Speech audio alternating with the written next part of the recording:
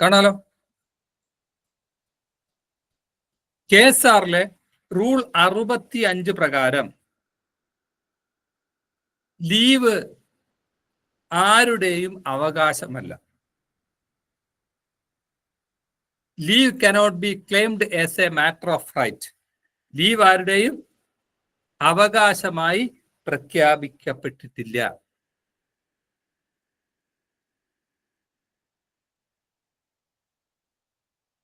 ചില വിദ്യാലയങ്ങളിലെങ്കിലും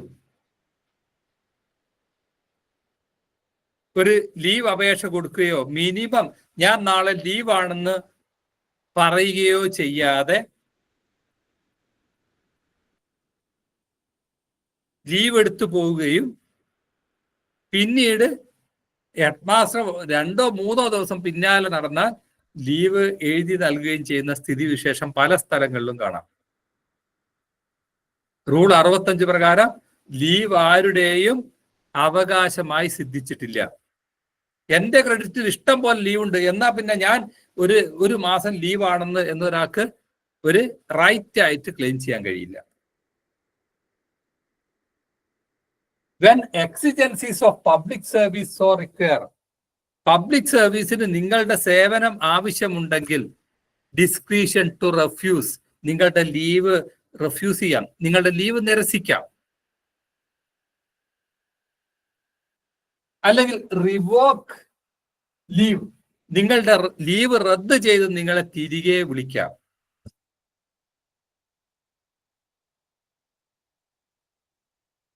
it is reserved to the authority empowered to grant it. ആരാണോ leave അനുവദിക്കേണ്ടത് അദ്ദേഹത്തിന് പബ്ലിക് സർവീസിന് നിങ്ങളുടെ സേവനം ആവശ്യമുണ്ടെന്ന് കാണുകയാണെങ്കിൽ എന്ത് ചെയ്യാം, നിങ്ങളുടെ ലീവ് റെഫ്യൂസ് ചെയ്യാം.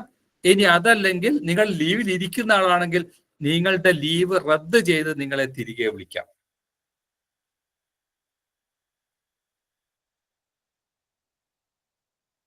പഠിച്ചു വെക്കണം. Leave cannot be claimed as a matter of right. സ്ഥിരമായിട്ട് ചോദിക്കുന്ന ചോദ്യമാണ്. Leave cannot be claimed as a matter of right. Leave ആരുടെയും അവകാശമല്ല.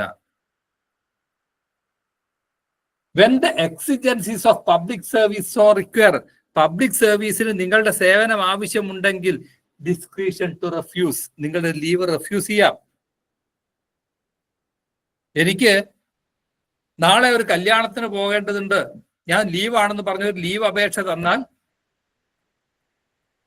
അവരുടെ സേവനം പിറ്റേ ദിവസം നിങ്ങൾക്ക് അത്യാവശ്യമാണെന്ന് കാണുകയാണെങ്കിൽ അത് അവർ തന്നെ ചെയ്യേണ്ടതാണെങ്കിൽ നിങ്ങൾക്ക് അവരുടെ ലീവ് റിഫ്യൂസ് ചെയ്യാം. നിങ്ങൾക്ക് ലീവ് അനുവദിക്കാൻ യാതൊരു നിർവാഹവും ഇല്ല, ഇന്ന എന്ന കാരണം കൊണ്ട് എന്ന് പറഞ്ഞ് ലീവ് നിരസിച്ചു കൊടുക്കാം.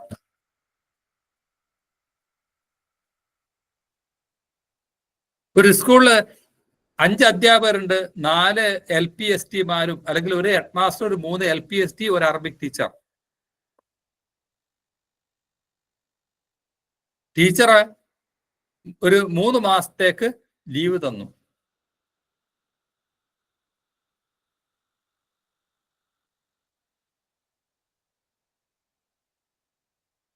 അപ്പോഴാണ് ഡിസംബറിലെ പരീക്ഷയെക്കുറിച്ച് ഓർമ്മ വരുന്നത്. പരീക്ഷാ ദിവസങ്ങളിൽ ഇവരുടെ സേവനം അത്യാവശ്യമാണ്. മറ്റാർക്കും അറബി ഭാഷ കുട്ടികളൊരു സംശയം ചോദിച്ചാൽ പറഞ്ഞു കൊടുക്കാൻ യാതൊരു നിർവാഹവും ഇല്ല. എന്ത് ചെയ്യാം? ആ പരീക്ഷ നടത്തിപ്പിന് വേണ്ടി അതൊരു എക്സിജൻസീസ് ആണ്, പബ്ലിക് സർവീസിന്റെ ഒരു എക്സിജൻസീസ് ആണ് പരീക്ഷ നടത്തുക എന്നുള്ളത്. അവരെ ലീവ് റദ്ദ് ചെയ്ത് തിരികെ വിളിക്കാം. ഈ പറഞ്ഞ ഇതെല്ലാം ആര് നിക്ഷിപ്തമാണ്?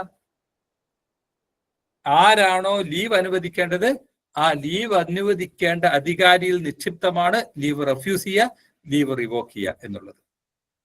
അപ്പോ ഒരാൾക്കൊരു ലീവ് ആവശ്യമുണ്ടെങ്കിൽ അത് മുൻകൂട്ടി കൊടുത്തിട്ടില്ല എങ്കിൽ എങ്ങനെ റെഫ്യൂസ് ചെയ്യും? നിങ്ങൾ നാളെ ലീവാണെന്ന് അറിഞ്ഞാൽ മാത്രമല്ലേ നിങ്ങളുടെ ലീവ് റെഫ്യൂസ് ചെയ്യണോ അതല്ലേ അനുവദിക്കണോ എന്ന് തീരുമാനിക്കാൻ കഴിയൂ. നാളെ നിങ്ങളുടെ സേവനം അത്യാവശ്യമുണ്ട് എന്ന് കാണുകയാണെങ്കിൽ നിങ്ങൾക്ക് ലീവ് നിരസിക്കണമെങ്കിൽ ഇന്ന് നിങ്ങൾ ലീവിന് അപേക്ഷ തരണ്ടേ? അതുകൊണ്ടാണ് പറയുന്നത് ലീവ് മുൻകൂട്ടി അപേക്ഷ നൽകണം. 2 പോയിന്റ് നമ്മൾ അവിടെ ഓർമ്മിക്കണം. Leave cannot be claimed as a matter of right. Leave ആരുടെയും അവകാശമല്ല. പബ്ലിക് സർവീസിന് നിങ്ങളുടെ സേവനം ആവശ്യമുണ്ടെന്ന് കാണുകയാണെങ്കിൽ discretion to refuse, revoke leave of any description. ആര് നിശ്ചിതമാണ് ഈ അധികാരം? ലീവ് റദ്ദ് ചെയ്യാനോ അല്ലെങ്കിൽ തിരികെ വിളിക്കാനുള്ള അധികാരം ആർക്കാണ്? ഒരാളുടെ ലീവ് റദ്ദ് ചെയ്യാനോ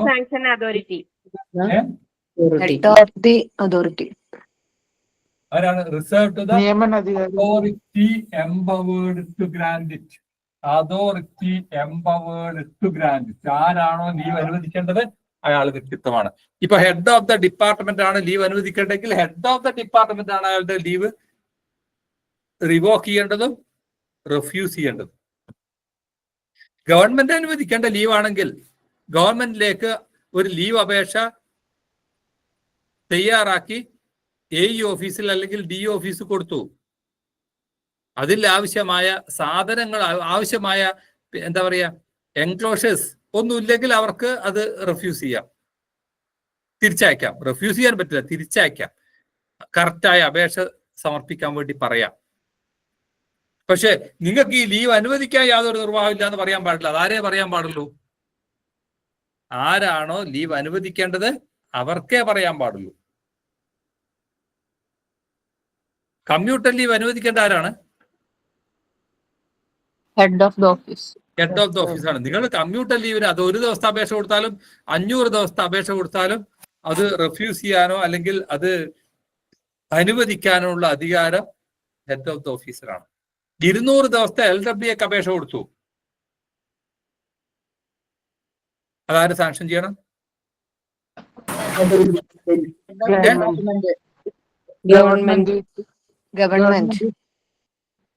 ഹെഡ് ഓഫ് ദ ഡിപ്പാർട്ട്മെന്റ് എന്ന് പറഞ്ഞ ആരാ? ഗവൺമെന്റ് ആണ്. ഗവൺമെന്റ് ആണ് 150-ൽ കൂടുതലുള്ള LWA സാങ്ഷൻ ചെയ്യേണ്ടത് ഗവൺമെന്റ് ആണ്.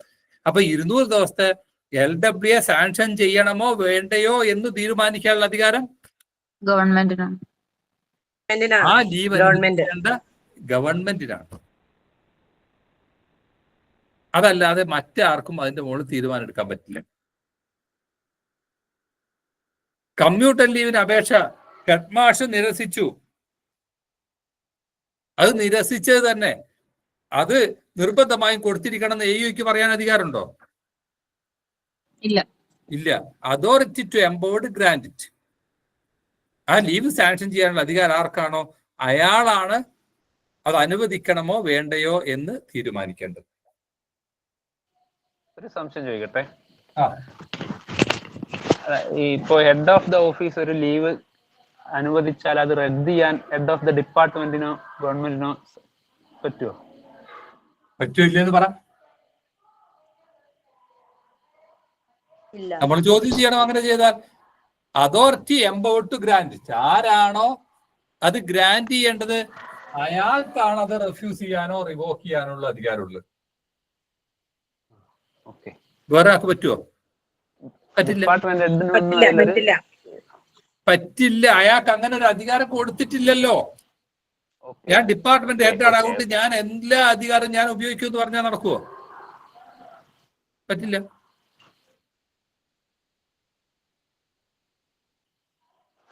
കാരണം തോന്നുന്നു അതിന് പറയാത്ത പബ്ലിക്കിന് ആവശ്യം ഉണ്ടെങ്കിൽ മാത്രല്ലേ ആ ലീവ്. പബ്ലിക് എന്ന് പറഞ്ഞാൽ നാട്ടിലുള്ള ജനങ്ങൾക്ക് നല്ല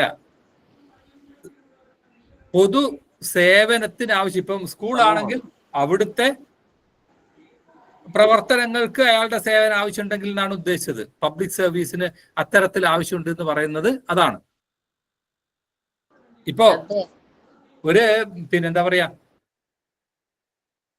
താലൂക്ക് ഓഫീസിലെ ഒരു ക്ലർക്ക്, ആ ക്ലാർക്കിന്റെ സേവനം അന്ന് ആവശ്യമുണ്ടെന്ന് അവന്റെ ഹെഡ് ഓഫ് ദ ഓഫീസിനാണ് ബോധ്യപ്പെട്ടത്. ഒരു സ്കൂൾ ടീച്ചറുടെ സേവനം ആവശ്യമുണ്ടോ ഇല്ലയെന്ന് ബോധ്യപ്പെട്ടത് ഹെഡ് മാസ്റ്റർക്കാണ്. അങ്ങനെ ആവശ്യമുണ്ടെന്ന് തോന്നുകയാണെങ്കിൽ അയാളുടെ ലീവ് നിരസിക്കാം. ലീവിൽ ഇരിക്കുന്ന ആളാണെങ്കിൽ ലീവ് റദ്ദ് ചെയ്ത് അയാളെ തിരികെ വിളിക്കാം. ഇതൊക്കെ leave sanctioning authority to empowered grant leave അനുവദിക്കേണ്ട അധികാരിയുടെ അധികാരത്തിൽപ്പെട്ടതാണ്. ഹെഡ് ഓഫ് ദ ഓഫീസിനോട് നിർദ്ദേശിക്കാൻ പറ്റും അല്ലേ? എങ്ങനെ? ഗവൺമെന്റ് ആണെങ്കിൽ ഹെഡ് ഓഫ് ദ ഡിപ്പാർട്ട്മെന്റ് ഇപ്പൊ ലീവ് റിവോക്ക് അങ്ങനെ ഒരു അധികാരം കൊടുത്തിട്ടില്ലല്ലോ സാറേ. ഇപ്പൊ കമ്പ്യൂട്ടർ ലീവ് ആണെങ്കിൽ ഇപ്പൊ ഹെഡ് ഓഫ് ഡിപ്പാർട്ട്മെന്റ് കൊടുത്തു, അപ്പൊ അതിന്റെ ഇടയിൽ 2 ദിവസം വരണം എന്ന് ഹെഡ് ഓഫ് ദ ഡിപ്പാർട്ട്മെന്റ് എന്തിനാണ് കമ്പ്യൂട്ടർ ലീവ് അനുവദിക്കുന്നത്? കമ്പ്യൂട്ടർ ലീവ് അപ്പൊ അതിന്റെ ഇടക്ക് വന്നാലെന്ന് ചെയ്യും? 2 ദിവസം വന്നാല് എന്ത് 2 ദിവസം വരണം, അവരോട് തിരിച്ച് 2 ദിവസം സ്ഥാപനത്തിലേക്ക് വരാൻ പറയുന്നത്. അന്നേരം നെയ്യോ അങ്ങനെ 2 ദിവസം വരാനല്ലോ പറയുന്നത്. ഇപ്പോ ഞാൻ നേരത്തെ പറഞ്ഞ ഉദാഹരണത്തിന് പരീക്ഷ നടക്കുന്നു, അറബി പരീക്ഷ നടക്കുന്നു.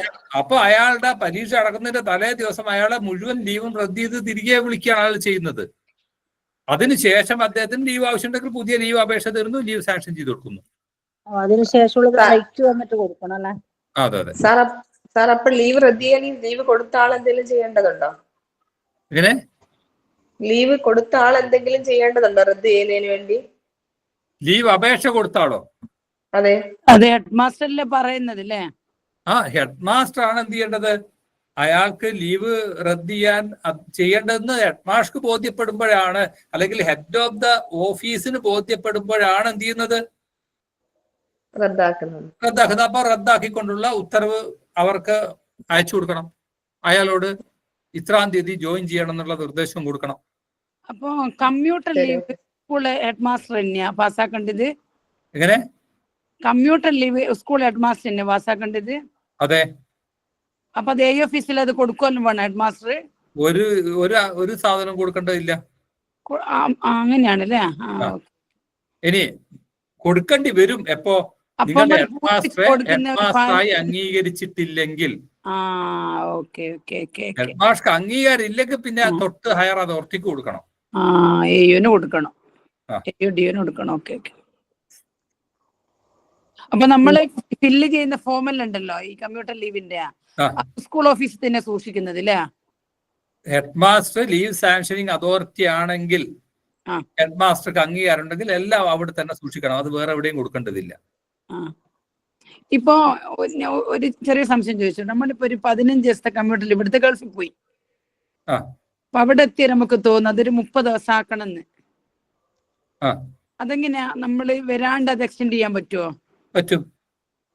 അതെങ്ങനെയാ സാറേ? ഇൻ കണ്ടിന്യൂഷൻ വെച്ച് ലീവ് അപേക്ഷ കൊടുക്കുന്നു, പുതിയ കൊടുക്കുന്നു. പക്ഷെ ഗൾഫിൽ പോകണമെങ്കിൽ എന്ത് വേണം? ലീവ് അപേക്ഷ കൊടുത്താൽ മാത്രം പോരാ, എന്ത് വേണം? ഇന്ത്യ വിട്ടു പോകാനുള്ള പെർമിഷനും കൂടി കൊടുക്കണം. അപേക്ഷയോടൊപ്പം തന്നെ ഇന്ത്യ വിട്ടു പോകാനുള്ള പെർമിഷനും കൂടി അപേക്ഷ കൊടുക്കണം. പെർമിഷൻ എന്നിട്ടോ ഹെഡ് ഓഫ് ദ ഓഫീസ് തരുകയും വേണം. പറഞ്ഞാൽ പോരാ. അത് കഴിഞ്ഞ് ലീവ് എക്സ്റ്റെൻഡ് ചെയ്യുമ്പോ ലീവ് എക്സ്റ്റെൻഡ് ചെയ്യാനുള്ള അപേക്ഷ കൊടുക്കുന്നതോടൊപ്പം തന്നെ ഇന്ത്യ വിട്ട് പുറത്ത് നിൽക്കാനുള്ള പെർമിഷൻ എക്സ്റ്റെൻഡ് ചെയ്യാനുള്ള അപേക്ഷയും കൂടി കൊടുക്കണം. രണ്ടും കൂടെ വേണം.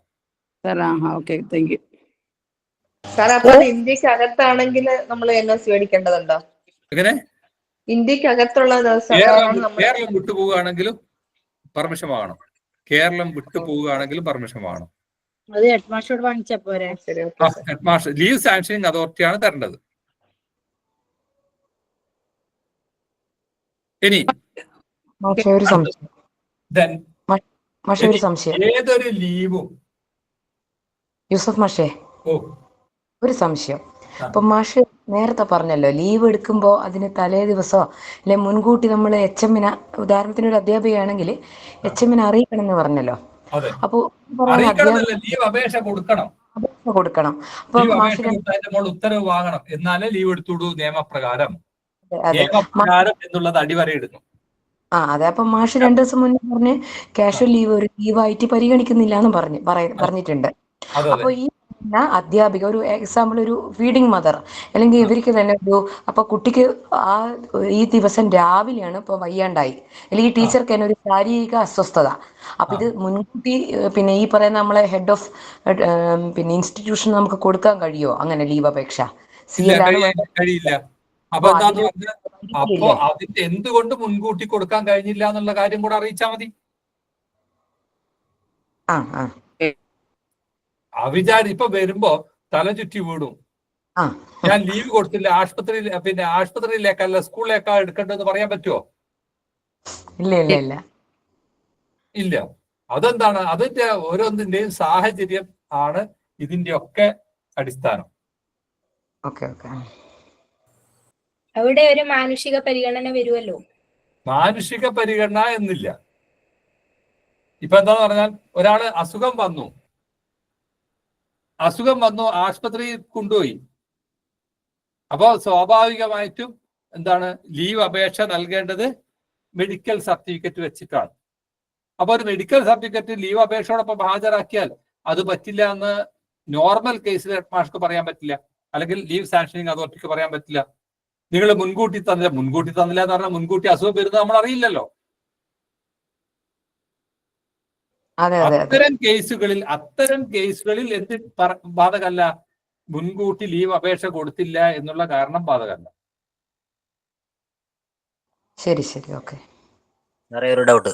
അല്ല സാറേ, നമ്മളിപ്പം ലീവിലാണ്, അപ്പൊ നമ്മൾ അവരെ വിളിച്ചു, അപ്പൊ ഒരു കാരണം പറഞ്ഞ് വന്നില്ലെങ്കിൽ അതിന്റെ പ്രൊസീജിയർ എന്തായിരിക്കും സാറേ? ഒന്ന് എന്താണ്, കൃത്യമായി ലീവ് അപേക്ഷ കൊടുക്കാതെ ലീവിൽ പ്രവേശിക്കുകയും കൃത്യമായി ലീവ് അപേക്ഷ കൊടുത്ത് ലീവ് സാങ്ഷൻ വാങ്ങാതെ അനുമതിയില്ലാതെ ലീവ് എടുത്തു കഴിഞ്ഞാൽ അത് ഹെഡ് മാസ്റ്റർ അൺഓതറൈസ്ഡ് ആബ്സെൻസ് ആയി രേഖപ്പെടുത്തിയാൽ പിന്നീട് ആ അൺഓതറൈസ്ഡ് ആബ്സെൻസ് റെഗുലറൈസ് ചെയ്യാൻ ഗവൺമെന്റിന് മാത്രമേ കഴിയൂ. ഗവൺമെന്റ് അത് LW ആയി ട്രീറ്റ് ചെയ്തു തരും. ഇനി ഗവൺമെന്റ് എങ്ങാനും ആ അൺഓതറൈസ്ഡ് ആബ്സെൻസ് ആയിട്ട് തന്നെ കരുതേണ്ടതാണ്, കാരണം ഇദ്ദേഹം ഇങ്ങനെയൊക്കെ കുഴപ്പമുണ്ടാക്കാൻ പാടില്ലായിരുന്നു എന്നെങ്ങാനും പറഞ്ഞ് അൺഓതറൈസ്ഡ് ആബ്സെൻസ് ആയി തന്നെ പരിഗണിച്ചാൽ അയാളുടെ പാസ്റ്റ് സർവീസ് മുഴുവൻ പോയി പോകും. ആ അൺഓതറൈസ്ഡ് ആബ്സെൻസിന് ശേഷം അദ്ദേഹം പുതുതായി സർവീസിൽ പ്രവേശിച്ചതുപോലെ ഫ്രഷ് ആയിട്ട് സ്റ്റാർട്ട് ചെയ്യേണ്ടി വരും. അത്രയും ഗൗരവമുള്ളതാണ് അൺഓതറൈസ്ഡ് ആബ്സെൻസ്. ഒന്നുകൂടെ പറയോ? അതായത് ഒരാള് കൃത്യമായി ലീവ് അപേക്ഷ കൊടുക്കാതെ അനധികൃതമായി ജോലിക്ക് ഹാജരാവാതിരുന്നാൽ, അങ്ങനെ ജോലിക്ക് ഹാജരാകാതിരുന്നത് ഹെഡ് ഓഫ് ദ ഓഫീസ് ലീവായി അനുവദിച്ച് നൽകാതെ അൺഓതറൈസ്ഡ് ആബ്സെൻസ് ആയി രേഖപ്പെടുത്തി കഴിഞ്ഞാൽ ഗവൺമെന്റിന് മാത്രമേ അതിനെ ലീവാക്കി അനുവദിക്കാൻ കഴിയൂ. ഗവൺമെന്റ് തന്നെ അതിൽ ലിമിറ്റ് ഉണ്ട്. ഗവൺമെന്റിന് ഇദ്ദേഹത്തിന് കമ്മ്യൂട്ടർ ലീവ് ഉണ്ട്, ഹാഫ് പേ ലീവ് ഉണ്ട് എന്നൊന്നും പറഞ്ഞിട്ട് കാര്യമില്ല. ഗവൺമെന്റിന് തന്നെ അത് LW ആക്കി മാറ്റാനേ അധികാരമുള്ളൂ. ഇനി ഗവൺമെന്റും എന്താണ്, നിങ്ങളുടെ അൺഓതറൈസ്ഡ് ആബ്സെൻസ് എങ്ങാനും ശരിവെച്ചാൽ പാസ്റ്റ് സർവീസ് മുഴുവൻ പോയി പോകും. അതുവരെ ഏൺ ചെയ്ത ഇൻക്രിമെന്റ് എല്ലാം പോകും. ഫ്രഷായി സർവീസിൽ വീണ്ടും ഫ്രഷായി ചേർന്നതുപോലെ സർവീസ് ആരംഭിക്കേണ്ടി വരും. പിന്നെ ആകെ ഒരു സമാധാനം, നോർമൽ കേസിൽ ഗവൺമെന്റ് അത്തരത്തിലൊന്നും ചെയ്യില്ല എന്നുള്ള ഒരു ധൈര്യം മാത്രം.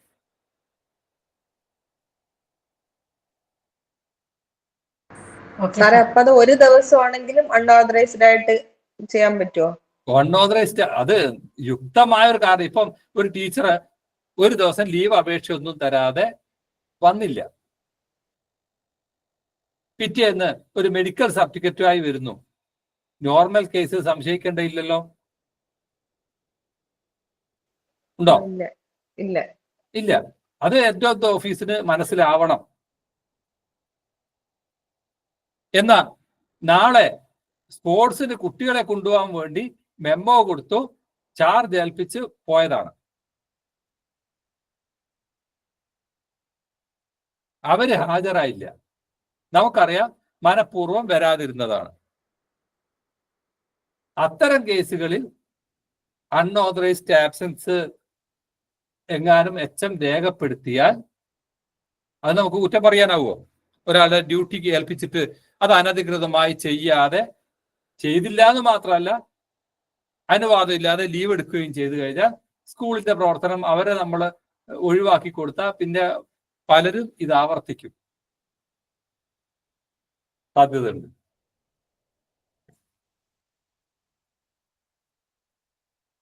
അപ്പോ ഏതൊരു അത് അനുവദിക്കാനും അനുവദിക്കാതിരിക്കാനും ഇനി അനുവദിച്ച ലീവ് റദ്ദ് ചെയ്ത് തിരികെ വിളിക്കാനും ആർക്കധികാരമുണ്ട്? ആർക്കധികാരമുണ്ട്? Head of office. Leave sanctioning leave sanctioning authority empowered grant it. Leave sanctioning അതോറിറ്റിക്ക് അധികാരമുണ്ട്. എന്നാൽ ഒരു ജീവനക്കാരൻ അപേക്ഷിച്ച ലീവിന്റെ ഇനം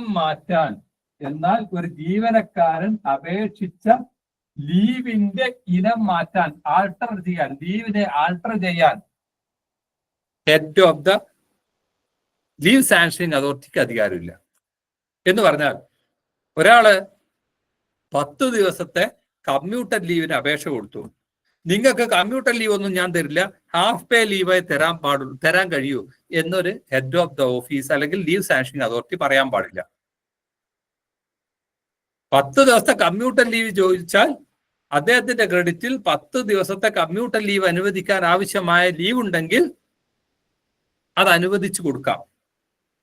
പബ്ലിക് സർവീസിന് അദ്ദേഹത്തിന്റെ സേവനം ആവശ്യമുണ്ടെന്ന് കാണുകയാണെങ്കിൽ അദ്ദേഹത്തിന് ആ ലീവ് റിഫ്യൂസ് ചെയ്യാം, അതിന് കുഴപ്പമില്ല. പക്ഷേ 10 ദിവസത്തെ കമ്മ്യൂട്ടർ ലീവിനെ അപേക്ഷിച്ച് അത് 10 ദിവസം LW ഞാൻ അനുവദിക്കൂ അല്ലെങ്കിൽ 10 ദിവസം ഹാഫ് പേ ലീവാണ് ഞാൻ അനുവദിക്കൂ എന്ന് പറയാൻ ആർക്കധികാരമില്ല?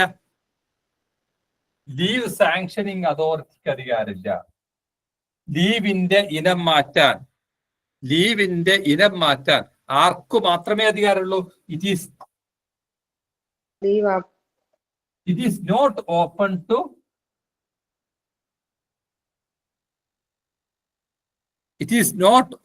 To leave sanctioning authority. Leave sanctioning അതോറിറ്റിക്ക് യാതൊരു അധികാരമില്ല. പിന്നെയാണ് ആർക്കാണ്? It is open to the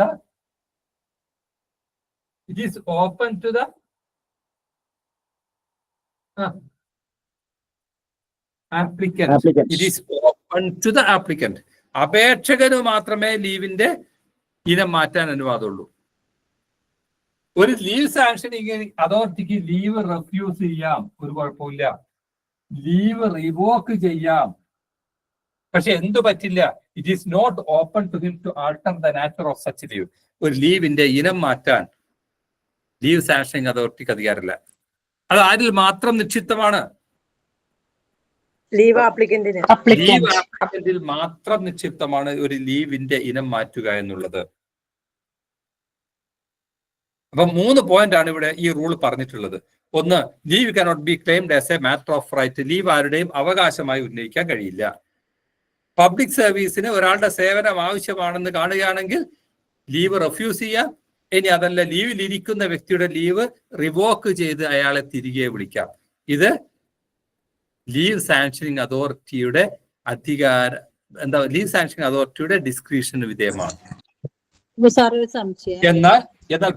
എന്നാൽ ഒരു ലീവിന്റെ ഇനം മാറ്റാൻ ലീവ് സാങ്ഷനിങ് അതോറിറ്റിക്ക് അധികാരമില്ല. അപേക്ഷകന് മാത്രമാണ് ലീവിന്റെ ഇനം മാറ്റാൻ അനുവാദമുള്ളൂ. ക്ലിയർ ആയോ? സാറേ, ഒരു സംശയം ചോദിക്കട്ടെ. നമ്മള് ഒരു അധ്യാപിക അല്ലെങ്കിൽ അധ്യാപകനോ പറയാതെ ലീവ് എടുത്തു കഴിഞ്ഞാല്, സാറ് പറഞ്ഞല്ലോ പിറ്റേ ദിവസം വരുന്നത് വരെ നമുക്ക് ലീവ് മെഡിക്കൽ സർട്ടിഫിക്കറ്റ് കാണിച്ചിട്ടുണ്ടെങ്കിൽ അവിടെ നമുക്ക് അത് അനുവദിച്ചു കൊടുക്കാന്ന് പറഞ്ഞല്ലോ. പക്ഷെ നമുക്ക് ആ ഒരു ദിവസം യാതൊരു തരത്തിലും നമ്മളോട് പറയാതിരുന്നാല് നമുക്ക് അവിടെ എന്തെങ്കിലും മാർക്ക് ചെയ്യേണ്ടതുണ്ടോ? രജിസ്റ്ററിൽ എന്തെങ്കിലും മാർക്ക് ചെയ്യേണ്ടതുണ്ടോ? നോർമൽ കേസിൽ എന്താണ്, ഒരു മനഃപൂർവ്വമാണെന്ന് തോന്നുകയാണെങ്കിൽ head of the office unauthorised absence രേഖപ്പെടുത്തിയാൽ അതിന് കുറ്റം പറയാനാവില്ല. ഇനിയിപ്പോൾ അതല്ല, ഒരു ടീച്ചർ വന്നില്ല, വിളിച്ചു നോക്കുമ്പോൾ എന്തായി, മനസ്സിലായി അവർ ഹോസ്പിറ്റലിലാണ്, അല്ലെങ്കിൽ ഒഴിച്ചുകൂടാൻ പറ്റാത്ത ഒരു ആവശ്യം കൊണ്ടാണ് വരാതിരുന്നത്. നമുക്ക് അൺഓതറൈസ്ഡ് ആബ്സെൻസ് ഒന്നും രേഖപ്പെടുത്താൻ ഉദ്ദേശമില്ല, പക്ഷെ ലീവ് അപേക്ഷ തന്നിട്ടില്ല. നമുക്കവിടെ ചുവന്ന മഷിക്ക് അവിടെ ഒരു വര വരച്ചു വെക്കാം. കാരണം എന്താ, പിറ്റേന്ന് വന്നിട്ട് ആ കോളത്തിൽ ഒപ്പിട്ട് പോകാതിരിക്കാൻ വേണ്ടി.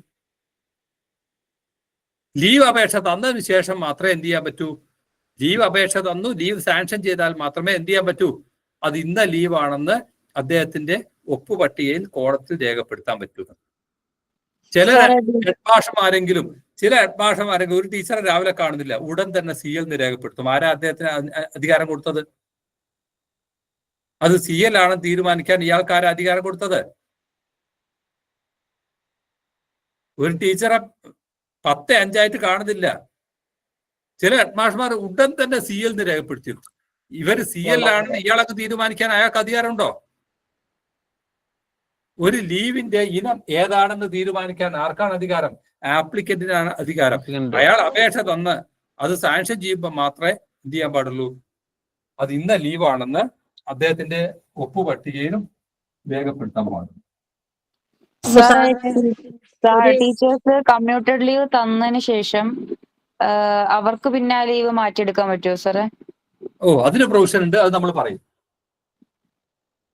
അപ്പൊ നമ്മള് ആ വരാൻ സമയത്ത് പോകുന്ന സാലറി മാറിപ്പോയി റൂളാണ്. ആണ്. Okay sir. എനിക്ക് പറ, which of the following statement is correct as per part first KSR? Part first KSR അനുസരിച്ച് താഴെ പറയുന്നതിൽ ഏത് പ്രസ്താവനയാണ് ശരി? പറഞ്ഞേ.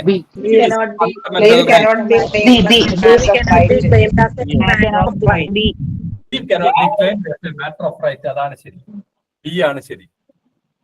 Leave cannot be claimed as a matter of right. ആ പ്രസ്താവനയാണ് ശരി. Leave is not a fundamental right. തെറ്റാണ്. Leave can be claimed as a matter of right. തെറ്റാണ്. The leave sanctioning authority has no discretion to refuse leave. അതും തെറ്റാണ്. ഇനി leave dash as a matter of right. Leave dash as a matter of right. Cannot be claimed. Cannot be. Yes, leave cannot be claimed as a matter of right. B ആണ് ശരി ഉത്തരം. Leave cannot be claimed as a matter of right.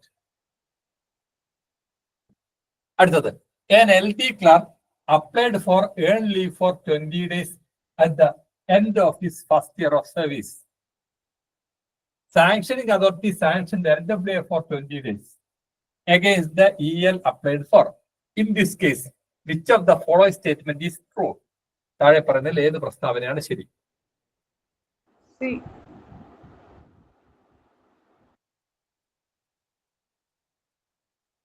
Option C. Option C ആണ്. എന്താ കാരണം?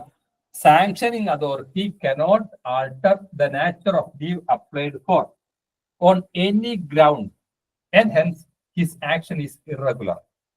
അദ്ദേഹത്തിന്റെ നടപടി earn ലീവിന് അപേക്ഷ കൊടുത്തിട്ട് LWA സാങ്ഷൻ ചെയ്തു എന്നുള്ള ഇദ്ദേഹത്തിന്റെ നടപടി തെറ്റാണ്. എന്താണ്? അങ്ങനെയുള്ള ഒരു അധികാരവും ആർക്ക് കൊടുത്തിട്ടില്ല?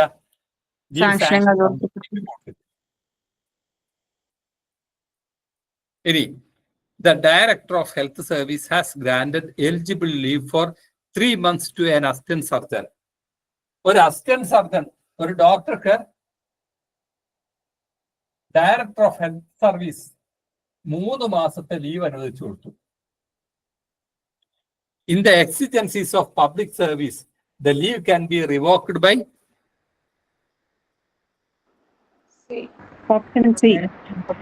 Option C. Director of health service. എന്തുകൊണ്ട് ഡയറക്ടർ ഓഫ് ഹെൽത്ത് സർവീസ് ശരിയായി? സാങ്ഷനിങ് അതോറിറ്റി ആരാണോ അയാൾ തന്നെയാണ് ലീവ് റിവോക്ക് ചെയ്യാനുള്ള അധികാരം, അയാൾക്ക് മാത്രമാണ്. ലീവ് ആരാണോ സാങ്ഷൻ ചെയ്തത് അദ്ദേഹത്തിന് മാത്രമേ ആ ലീവ് റിവോക്ക് ചെയ്യാൻ, റദ്ദാക്കി തിരികെ വിളിക്കാൻ അനുവാദമുള്ളൂ. Okay.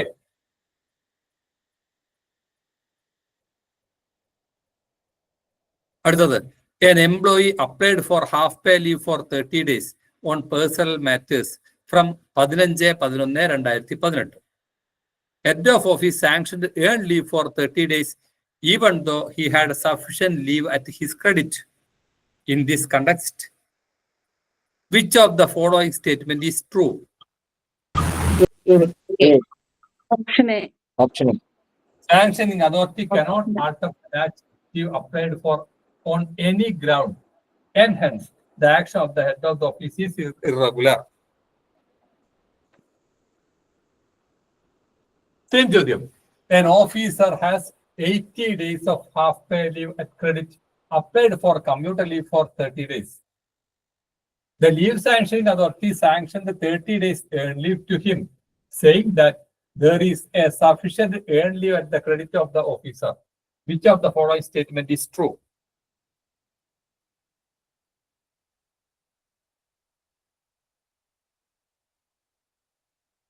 Option D. Option D. Nature of leave due and applied for by an officer cannot be altered at the option of the sanctioning authority.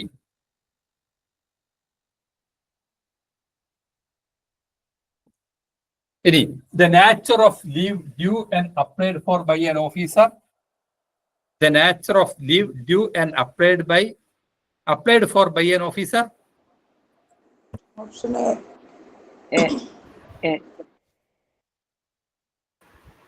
Cannot be altered at the option of the sanctioning authority.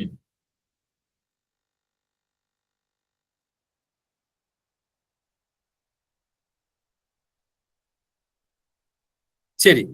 അപ്പം rule 65 വരാവുന്ന ചോദ്യങ്ങളാണ് നമ്മൾ ഇപ്പോൾ വായിച്ചത്. അതിനപ്പുറത്തേക്ക് ഒരു ചോദ്യം ഇനി വരാൻ സാധ്യതയില്ല. ഇനി അടുത്ത റൂൾ 66 നോക്കിയേ. ഒരാളുടെ ലീവ് എപ്പോഴാണ് അദ്ദേഹത്തിന്റെ ലീവ് സ്റ്റാർട്ട് ചെയ്തതായി കണക്കാക്കുന്നത്? ഒരാൾ ലീവ് അപേക്ഷ കൊടുത്തു, അദ്ദേഹത്തിന്റെ ലീവ് സ്റ്റാർട്ട് ചെയ്യുന്നതായി കണക്കാക്കുന്നത് എപ്പോൾ? എപ്പോഴാണ് ഒരാളുടെ ട്രാൻസ്ഫർ ഓഫ് ചാർജ് എഫക്റ്റിൽ വരുന്നത്? അന്ന് മുതൽ അദ്ദേഹത്തിന്റെ ലീവ് ആരംഭിച്ചതായി കണക്കാക്കും. എങ്ങനെ? ഒരാളുടെ ട്രാൻസ്ഫർ ഓഫ് ചാർജ് എഫക്റ്റിൽ വരുന്നത് എപ്പോഴാണോ അന്ന് മുതൽ അയാളുടെ ലീവ് ആരംഭിച്ചതായി കണക്കാക്കും.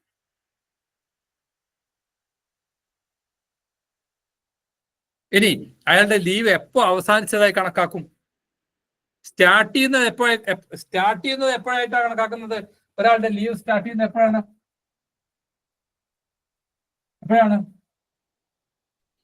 ഒരാളുടെ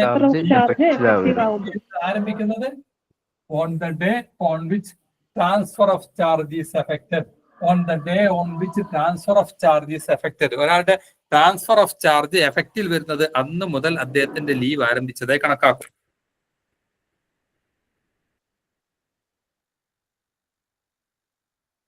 ഇനി എന്ന് ഇദ്ദേഹത്തിന്റെ ലീവ് അവസാനിച്ചതായി കണക്കാക്കും? End of the day preceding that on which charge is assumed. എന്നാണോ ഇദ്ദേഹം തിരികെ ജോലിയിൽ പ്രവേശിക്കുന്നത്, തിരികെ ചാർജ് എടുക്കുന്നത്, അതിന്റെ തലേ ദിവസം ഇദ്ദേഹത്തിന്റെ ലീവ് അവസാനിച്ചതായും കണക്കാക്കും.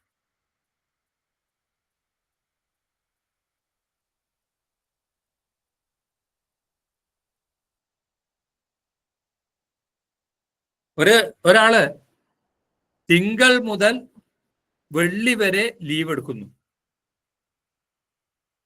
തിങ്കൾ മുതൽ വെള്ളി വരെ ലീവ് എടുക്കുന്നു. ശനിയാഴ്ച വർക്കിംഗ് ഡേ ആണ്. അദ്ദേഹത്തിന്റെ ട്രാൻസ്ഫർ ഓഫ് ചാർജ് എഫക്റ്റിൽ വരുന്ന എപ്പോഴാണ്? അദ്ദേഹത്തിന്റെ ട്രാൻസ്ഫർ ഓഫ് ചാർജ് എഫക്റ്റ് വരുന്ന എപ്പോഴാണ്? തിങ്കളാഴ്ചയാണ് അദ്ദേഹത്തിന്റെ ചുമതല കൈമാറി ലീവിൽ പ്രവേശിക്കുന്നത് എങ്കിൽ തിങ്കളാഴ്ച മുതൽ അദ്ദേഹത്തിന്റെ ലീവ് സ്റ്റാർട്ട് ചെയ്തായി കണക്കാക്കും. ഇയാൾ എപ്പോഴാണ് തിരികെ വന്ന് ഓഫീസിൽ തിരികെ ജോലി പ്രവേശിക്കുന്നത്? ശനിയാഴ്ചയാണെങ്കിൽ അതിന്റെ തലേ ദിവസം on the preceding day on which charge. ഇദ്ദേഹം ചാർജ് എടുത്തതിന്റെ തലേ ദിവസം ഇദ്ദേഹത്തിന്റെ ലീവ് അവസാനിച്ചതായും കണക്കാക്കും.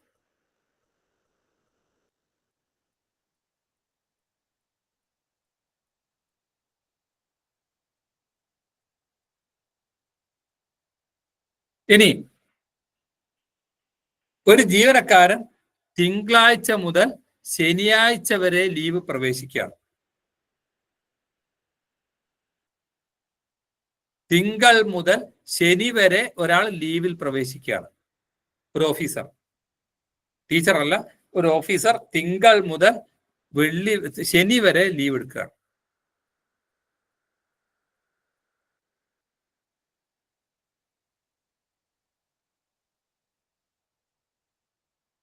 അങ്ങനെയാണെങ്കിൽ ഇദ്ദേഹം ലീവിൽ പ്രവേശിക്കുന്നതിന്റെ തൊട്ടു തലേ ദിവസം ഹോളിഡേ അല്ലെങ്കിൽ ഒരു സീരീസ് ഓഫ് ഹോളിഡേസ് ആണെങ്കിൽ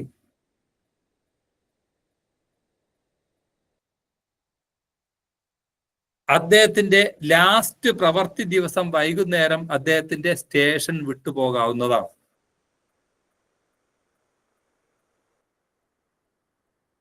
തിരിഞ്ഞോ? മനസ്സിലായോ? ഒരാള്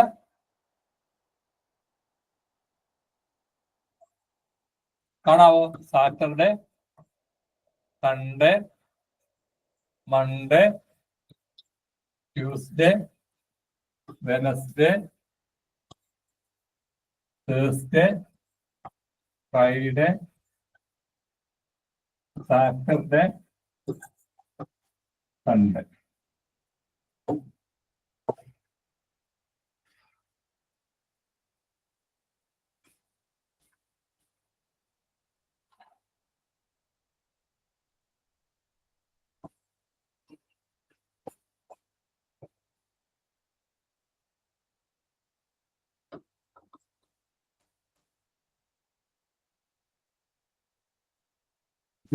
മൺഡേ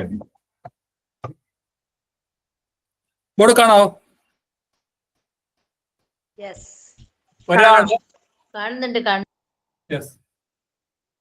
തിങ്കൾ മുതൽ ശനി വരെ ലീവ് എടുക്കുക. തിങ്കൾ മുതൽ ശനി വരെ ലീവാണ്. തിങ്കൾ മുതൽ ശനി വരെ ലീവ്. ഇദ്ദേഹം ലീവിൽ പ്രവേശിക്കുന്നതിന്റെ തൊട്ടു തലേ ദിവസം എന്നാണ്? ഹോളിഡേ. തിങ്കളാഴ്ചയാണ് ലീവ് പ്രവേശിക്കുന്നത്. അതിന്റെ തൊട്ടു തലേ ദിവസം സൺഡേ. അതിന്റെ തൊട്ടു തലേ ദിവസം സെക്കൻഡ് സാറ്റർഡേ. ഒരു സീരീസ് ഓഫ് ഹോളിഡേസ് ആണ്. അങ്ങനെയെങ്കിൽ ഫ്രൈഡേ വൈകുന്നേരം എന്ത് ചെയ്യാം? ഇദ്ദേഹത്തിന് സ്റ്റേഷൻ വിട്ടുപോകാവുന്നതാണ്. സ്റ്റേഷൻ വിടാം.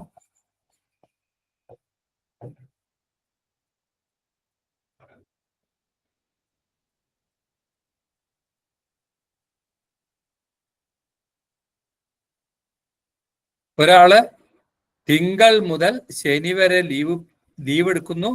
കമ്മ്യൂട്ടർ ലീവോ ഹാഫ് പേ ലീവ് എടുക്കുന്നു. ലീവിൽ പ്രവേശിക്കുന്നതിന്റെ തലേ ദിവസം ഹോളിഡേ അല്ലെങ്കിൽ സീരീസ് ഓഫ് ഹോളിഡേസ് ആണെങ്കിൽ ആ ഹോളിഡേ ആരംഭിക്കുന്നതിന്റെ തലേ ദിവസം എന്ന് പറഞ്ഞാൽ എന്ന് പറയൂ. ഹോളിഡേ ആരംഭിക്കുന്നതിന്റെ തലേ ദിവസം എന്ന് ഫ്രൈഡേ വൈകുന്നേരത്തിന് സ്റ്റേഷൻ വിട്ടു പോകാം. എവിടെ വരെ വെയിറ്റ് ചെയ്യേണ്ടതില്ല? തിങ്കളാഴ്ച രാവിലെ വരെ ലീവ് എടുക്കാൻ വെയിറ്റ് ചെയ്യേണ്ടതില്ല. അതുപോലെ സാറ്റർഡേ വൈകുന്നേരം ഇദ്ദേഹത്തിന്റെ ലീവ് അവസാനിക്കും. ശനിയാഴ്ച വന്ന് ജോയിൻ ചെയ്യേണ്ടതില്ല.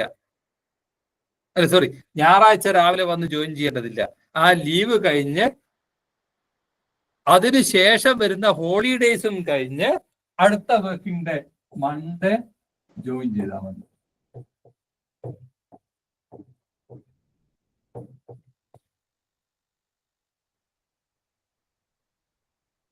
അപ്പൊ എങ്ങനെ പറയൂ ഇത്?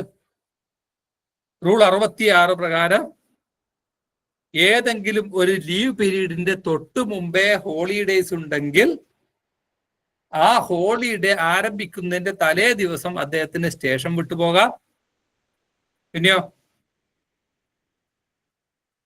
ഒരു ലീവ് പീരീഡിന് ശേഷം ഹോളിഡേയ്സ് വരികയാണെങ്കിൽ ആ ഹോളിഡേയും കഴിഞ്ഞ് ഇദ്ദേഹത്തിന് തിരികെ ജോലിയിൽ പ്രവേശിച്ചാൽ മതി. ആ ഹോളിഡേയും കഴിഞ്ഞതിന് ശേഷം വരുന്ന നെക്സ്റ്റ് വർക്കിംഗ് ഡേ മാത്രം തിരികെ ജോലിയിൽ പ്രവേശിച്ചാൽ മതി. ക്ലിയർ ആണോ പറഞ്ഞത്? Clear. Ordinarily begins on the day on which transfer of charge is effected and ends on the day preceding that on which charge is resumed. ഇതിൽ പറയുന്നു when the day immediately preceding the day on which an officer's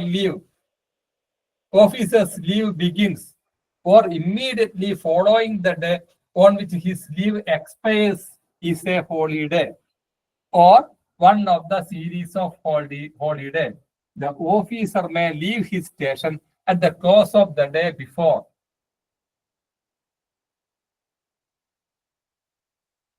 At the close of the day before, or return to it on the day following such holiday or series of holiday. Clear ആണോ പറഞ്ഞേ? ഏതൊരു leave പീരീഡിന്റെയും തൊട്ടു മുമ്പേ holidays വന്നാൽ last working ഡേക്ക് last ആ holiday ആരംഭിക്കുന്നതിന്റെ തലേ ദിവസം അദ്ദേഹത്തിന് സ്റ്റേഷൻ വിട്ടു പോകാം. പിന്നെയോ എപ്പോ തിരിച്ചു വന്നാ മതി? അടുത്ത ഹോളിഡേ അടുത്ത ഹോളിഡേ കഴിഞ്ഞ അടുത്ത വർക്കിംഗ് ഡേയില്. യെസ്, ആ ലീവിന് ശേഷം ഹോളിഡേയ്സ് ഉണ്ടെങ്കിൽ ആ ഹോളിഡേയ്സും കഴിഞ്ഞ് അടുത്ത വർക്കിംഗ് ഡേ തിരിച്ചു വന്നാൽ മതി. എന്നാൽ ഈ ആനുകൂല്യം കിട്ടണമെങ്കിൽ, ഏതാനുകൂല്യം? ലീവ് പീരീഡിന്റെ തൊട്ടു മുമ്പേ ഹോളിഡേയ്സ് ഉണ്ടെങ്കിൽ ആ ഹോളിഡേയ്സ് ആരംഭിക്കുന്നതിന്റെ തൊട്ടു തലേ ദിവസം വൈകുന്നേരം സ്റ്റേഷൻ വിട്ടു പോകാം എന്നുള്ള ആനുകൂല്യം ലഭിക്കണമെങ്കിൽ, അല്ലെങ്കിൽ ലീവിന് ശേഷം ഹോളിഡേയ്സ് ഉണ്ടെങ്കിൽ ആ ഹോളിഡേ കഴിഞ്ഞു മാത്രം ഇദ്ദേഹം തിരികെ വന്നാൽ മതി എന്നുള്ള ആനുകൂല്യം കിട്ടണമെങ്കിൽ താഴെ പറയുന്ന കേസിൽ മാത്രമേ ആ ആനുകൂല്യം കിട്ടൂ. His transfer or assumption of charge does not involve handing or taking over securities or money other than permanent advance. അതാണ് ഒരു കണ്ടീഷൻ. ഈ ആനുകൂല്യം കിട്ടണമെങ്കിൽ എന്ത് വേണം? ഇങ്ങനെ ഇദ്ദേഹം പോകുന്നത് കൊണ്ട്, നേരത്തെ പോകുന്നത് കൊണ്ട്, എന്ന് പോകുന്നത് കൊണ്ട്, വെള്ളിയാഴ്ച വൈകുന്നേരം സ്റ്റേഷൻ വിട്ടു പോകുന്നത് കൊണ്ട് ഇദ്ദേഹത്തിന് ഏതെങ്കിലും ഗവൺമെന്റ് പണമോ സെക്യൂരിറ്റിയോ മറ്റൊരാളെ ഏൽപ്പിക്കേണ്ടി വരരുത്. അങ്ങനെ ഏൽപ്പിക്കേണ്ടുന്ന തസ്തികയിലുള്ള ആളാണെങ്കിൽ അയാൾക്ക് ഈ ആനുകൂല്യം കിട്ടില്ല. His transfer or assumption of charge does not involve handling or taking over securities or money other than permanent advance. Permanent advance അല്ലാത്ത മറ്റൊരു പണവും കൈമാറേണ്ടി വരരുത് ഇങ്ങനെ പോകുന്നത് കൊണ്ട്. എന്ന് പറഞ്ഞാൽ ഗവൺമെന്റ് പണം അല്ലെങ്കിൽ ഗവൺമെന്റ് സെക്യൂരിറ്റി സൂക്ഷിക്കുന്ന ഉദ്യോഗസ്ഥന് ഈ ആനുകൂല്യം കിട്ടില്ല. ഏത് ആനുകൂല്യം കിട്ടില്ല? അയാൾ ലീവിന്റെ തലേ ദിവസം ഹോളിഡേയ്സ് ഉണ്ടെങ്കിൽ ആ ഹോളിഡേയ്സ് ആരംഭിക്കുന്നതിന്റെ തലേ ദിവസം വൈകുന്നേരം അദ്ദേഹത്തിന് സ്റ്റേഷൻ വിട്ടുപോകാം എന്നുള്ള ആനുകൂല്യത്തിന് അർഹത ഉണ്ടാവില്ല. ശരി, ഇദ്ദേഹം എന്നാണ് ലീവ് പോകുന്നത്? മൺഡേ, തിങ്കളാഴ്ചയാണ് ലീവ് പോകുന്നത്. ഇദ്ദേഹം നേരത്തെ പോകുന്നു. എന്ന് പോകുന്നു? ഫ്രൈഡേ വൈകുന്നേരം പോകുന്നു. അങ്ങനെ ഫ്രൈഡേ വൈകുന്നേരം പോകുന്നത് കൊണ്ട് പകരം ശനിയും ഞായറും മറ്റൊരു ഉദ്യോഗസ്ഥനെ അവിടെ നിയമിക്കേണ്ടുന്ന ഒരു തസ്തികയിൽ ജോലി ചെയ്യുന്ന ആളാവരുത് ഇദ്ദേഹം. ഒരു ടീച്ചർ അങ്ങനെ പോവുകയാണെങ്കിൽ കുഴപ്പമില്ല, അല്ലെ? ഒരു ക്ലാർക്ക് പോവുകയാണെങ്കിൽ കുഴപ്പമില്ല. പക്ഷെ ചില തസ്തികകളിൽ അവധി ദിവസങ്ങളിലും ഒരാൾ അവിടുത്തെ ഓഫീസർ ഇല്ലെങ്കിൽ പകരം മറ്റൊരാളെ വെക്കേണ്ടുന്ന തസ്തിക ഉണ്ടാവും. അങ്ങനെയുള്ള തസ്തികകളിൽ എന്തില്ല, ഈ വെള്ളിയാഴ്ച വൈകുന്നേരം പോകാൻ അനുവാദമില്ല. എന്തേ അനുവാദമുള്ളൂ? തിങ്കളാഴ്ച രാവിലെ അദ്ദേഹത്തിന് ലീവ് പോകാൻ അനുവാദമുള്ളൂ. തിങ്കളാഴ്ച ലീവ് പോകുമ്പോൾ പകരം മറ്റൊരാൾ വരും. അതുപോലെ ഇദ്ദേഹം വൈകി വരുന്നത് കൊണ്ട്, വൈകി വരിക മീൻസ് ഞായറാഴ്ച രാവിലെ വരാതെ തിങ്കളാഴ്ച വരുന്നത് കൊണ്ട് ഇദ്ദേഹത്തിന്റെ ചുമതല വഹിക്കുന്ന, ഇദ്ദേഹത്തിന്റെ താൽക്കാലിക ചുമതല വഹിക്കുന്ന മറ്റൊരു വ്യക്തിക്ക്, മറ്റൊരു ഉദ്യോഗസ്ഥന് ഞായറാഴ്ച അവിടെ തുടരേണ്ടുന്ന ഒരവസ്ഥയും ഉണ്ടാവാൻ പാടില്ല. The delay in his return does not involve a corresponding delay in the transfer to another station of the officer who has performing his duties during his absence or in the discharge from government service on persons temporarily appointed to it. അപ്പൊ 3 കാര്യം പറഞ്ഞത് എന്തൊക്കെയാണ്? ഇങ്ങനെ നേരത്തെ പോകുന്നത് കൊണ്ടും വൈകി വരുന്നത് കൊണ്ടും ഏതെങ്കിലും ഒരു ഗവൺമെന്റ് സെക്യൂരിറ്റിയോ അതല്ലെങ്കിൽ മറ്റേതെങ്കിലും ഗവൺമെന്റ് മണിയോ മറ്റൊരു ഉദ്യോഗസ്ഥനെ ഏൽപ്പിക്കേണ്ടുന്ന തസ്തികയിൽ ജോലി ചെയ്യുന്ന ഉദ്യോഗസ്ഥനാവാൻ പാടില്ല ഈ ലീവിൽ പ്രവേശിക്കുന്ന ഉദ്യോഗസ്ഥൻ. അത് ക്ലിയർ ആയോ പറഞ്ഞത്? സാറേ, ട്രഷറി വിഭാഗമൊക്കെയാണ് ഉദ്ദേശിക്കുന്നത്? ഉണ്ടാവും. ട്രഷറി വിഭാഗത്തിന്, ട്രഷറിക്കില്ല. വെള്ളിയാഴ്ച ഇപ്പൊ ശനിയും ഞായറും അവധിയാണെങ്കിൽ ഉണ്ടാവില്ല. ചിലപ്പോൾ ഡിസ്ട്രിക്ട് ട്രഷറി ഒക്കെ, അങ്ങനെയുള്ള ഏറ്റവും പ്രധാനപ്പെട്ട ചില എന്നും പ്രവൃത്തി ദിവസം വരുന്ന സ്ഥാപനങ്ങളൊക്കെ ഉണ്ടാവും.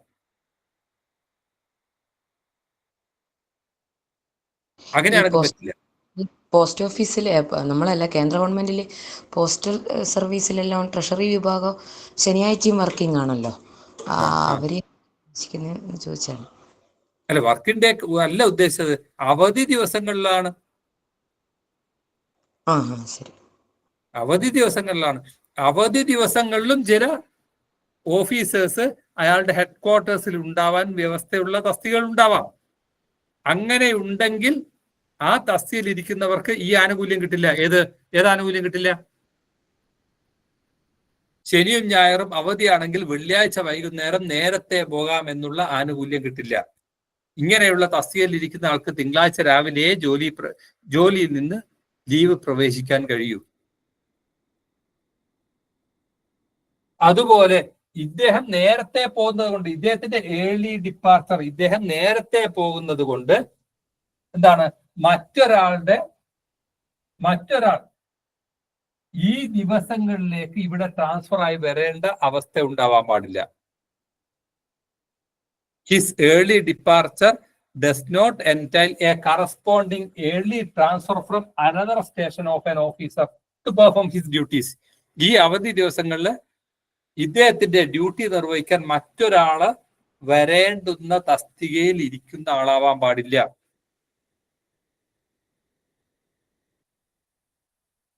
അങ്ങനെ ഇദ്ദേഹത്തിന് പോകണമെങ്കിൽ ശനിയും ഞായറും കൂടെ ലീവ് എടുക്കേണ്ടി വരും.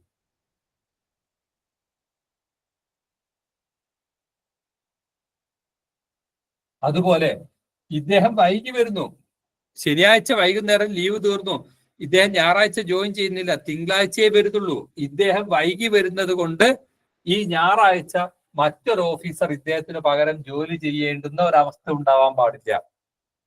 ഈ 3 കണ്ടീഷൻസും ഫുൾഫിൽ ചെയ്തു കഴിഞ്ഞാൽ ഒരു ലീവ് പീരീഡിന്റെ തൊട്ടു മുമ്പേ ഹോളിഡേയ്സ് ഉണ്ടെങ്കിൽ ആ ഹോളിഡേയ്സ് ആരംഭിക്കുന്നതിന്റെ തലേ ദിവസം ഇദ്ദേഹത്തിന് സ്റ്റേഷൻ വിട്ടു പോകാം, നാട്ടിൽ പോകാം. അതുപോലെ ഇദ്ദേഹത്തിന്റെ ലീവ് കഴിയുന്നതിന്റെ പിറ്റേ ദിവസം അതല്ലെങ്കിൽ പിറ്റേ ദിവസങ്ങൾ ലീവാണെങ്കിൽ ആ ലീവ് പീരീഡും കഴിഞ്ഞ് ഇദ്ദേഹം തിരിച്ചു വന്നാൽ മതി. പക്ഷെ മേൽ പറഞ്ഞ 3 ഘട്ടങ്ങളിൽ ഈ ആനുകൂല്യത്തിന്, റൂൾ 66 പറഞ്ഞ ആനുകൂല്യത്തിന് ഈ തരം ഓഫീസർമാർക്ക് ഈ ആനുകൂല്യത്തിന് അർഹതയില്ലാത്തതാണ്. ക്ലിയർ ആയോ പറഞ്ഞത്?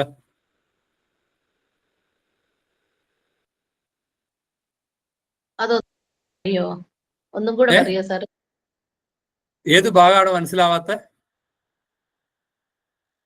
അതിൽ ബി പറഞ്ഞില്ലേ സാറ്? അത് അപ്പൊ ഞാൻ ലെഫ്റ്റ് ആയി പോയിരുന്നു. ബി പറഞ്ഞ ഇത്രേ ഉള്ളൂ. ഇദ്ദേഹം നേരത്തെ പോകുന്നില്ലേ? പറ, നേരത്തെ പോകുന്നില്ലേ? പോകുന്നുണ്ട്, തലേ ദിവസം പോകുന്നുണ്ട്. എന്തൊക്കെയാ പോകുന്നത്? ഫ്രൈഡേ ഫ്രൈഡേ വൈകുന്നേരം പോകുന്നു. ഇദ്ദേഹം ഫ്രൈഡേ വൈകുന്നേരം പോകുന്നത് കൊണ്ട് ശനിയും ഞായറും മറ്റൊരാളെ ഈ തസ്തികയിലേക്ക് നിയമിക്കേണ്ടതുണ്ടാവാൻ പാടില്ല.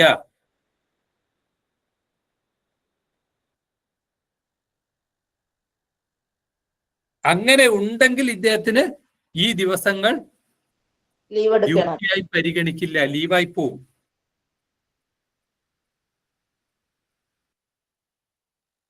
മനസ്സിലാക്കിയോ പറഞ്ഞത്? ഓക്കെ സാർ, ക്ലിയർ ആയി.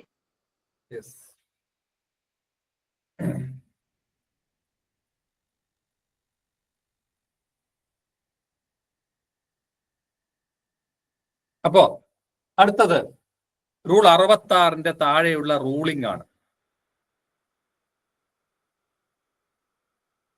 A restricted holiday enjoyed with the permission of the competent authority shall be treated as holiday for the purpose of this rule. അതായത് ഏതൊരു ലീവ് പീരീഡിന്റെ മുമ്പേയും ഹോളിഡേസ് ഉണ്ടെങ്കിൽ ആ ഹോളിഡേസ് ആരംഭിക്കുന്നതിന് തലേ ദിവസം വൈകുന്നേരം പോകാം. അങ്ങനെ പറഞ്ഞ ഹോളിഡേസിൽ എന്തുൾപ്പെടും? റെസ്ട്രിക്റ്റഡ് ഹോളിഡേയും സാധാരണ ഹോളിഡേ ആയി പ്രഖ്യാപിക്കും. ഗവൺമെന്റ് നേരത്തെ ഗസറ്റ് വിജ്ഞാപന പ്രകാരമല്ലാതെ പിന്നീട് പ്രഖ്യാപിക്കുന്ന റെസ്ട്രിക്റ്റഡ് ഹോളിഡേയും എന്തായി പരിഗണിക്കും? മേൽ പറഞ്ഞ റൂളിനെ സംബന്ധിച്ചിടത്തോളം ഹോളിഡേ ആയി പ്രഖ്യാപിക്കും, ഹോളിഡേ പരിഗണിക്കും. Restricted holiday enjoyed with the permission of the competent authority shall be treated as holiday. Treated as holiday. പറഞ്ഞു പഠിച്ചോളൂ, ഒരു ചോദ്യം അത്. Restricted holiday treated as holiday. Restricted holiday treated as holiday.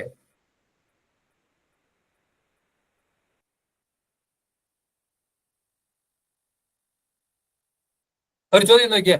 Holiday to be prefixed or suffixed to leave shall be treated as holiday.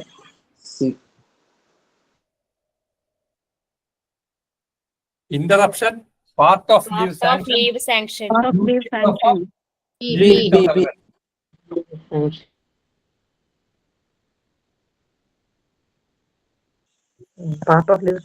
അത് ശരി. തിങ്കളാഴ്ച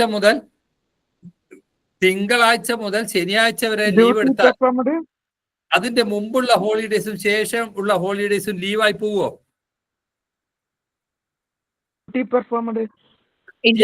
അത് ലീവായി പോവില്ല. ഒരു ഹോളിഡേസിന്റെ തൊട്ട് മുമ്പേ അല്ലെങ്കിൽ ഒരു ലീവ് പീരീഡിന്റെ തൊട്ട് മുമ്പേ ഹോളിഡേസ് വന്നാലും ലീവ് പീരീഡിന് ശേഷം ഹോളിഡേസ് വന്നാലും അതെന്തായി കണക്കാക്കും? Duty performed. Holiday to be prefixed or suffixed to leave shall be treated as duty performed. Restricted holiday enjoyed with the permission of the competent authority shall be treated as holiday. അതാണ് holiday. ഒരു ലീവിനോട് prefix ചെയ്തതും suffix ചെയ്തതുമായ holidays treated as duty performed. അടുത്ത നോക്കിയേ. Holiday suffixed with the leave period will be treated as duty. Restricted holiday enjoyed with the permission of the competent authority shall be treated as holiday.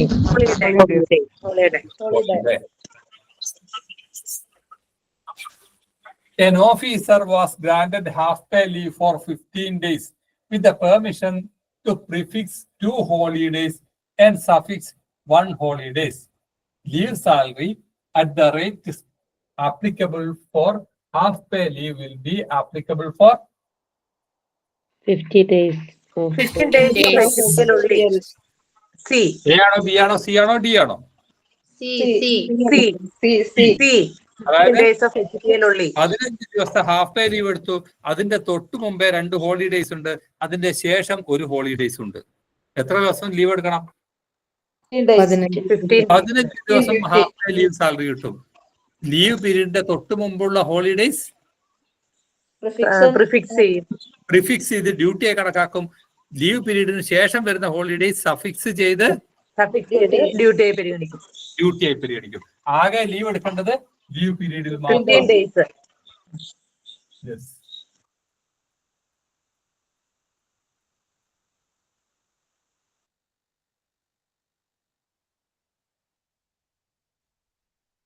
ഇതിവിടെ വരേണ്ട ചോദ്യമല്ല. തുടരാം. അടുത്തത് rule 68 rule 68. ഒരു leave പീരീഡിന് മുമ്പേ holidays വന്നാൽ, ഒരു ലീവ് പീരീഡിന്റെ മുമ്പേ holidays വന്നാൽ പ്രിഫിക്സ് ചെയ്യാം. ഒരു ലീവ് പീരീഡിന് ശേഷം ഹോളിഡേയ്സ് വന്നാൽ അത് സഫിക്സ് ചെയ്യാം. If a holiday are prefixed to leave, the leave and consequent rearrangement of pay and allowance take effect from the first day after holidays. ഒരു ലീവ് പീരീഡിന് മുമ്പേ തിങ്കൾ, ചൊവ്വ, ബുധൻ, വ്യാഴം, വെള്ളി, ശനി വരെ ലീവ്. ലീവ് പീരീഡ് ആരംഭിക്കുന്ന തിങ്കളാഴ്ച, അതിന് മുമ്പേ ഹോളിഡേ വന്നാൽ, ദാറ്റ് മീൻസ് ഞായറും ശനിയും വന്നാൽ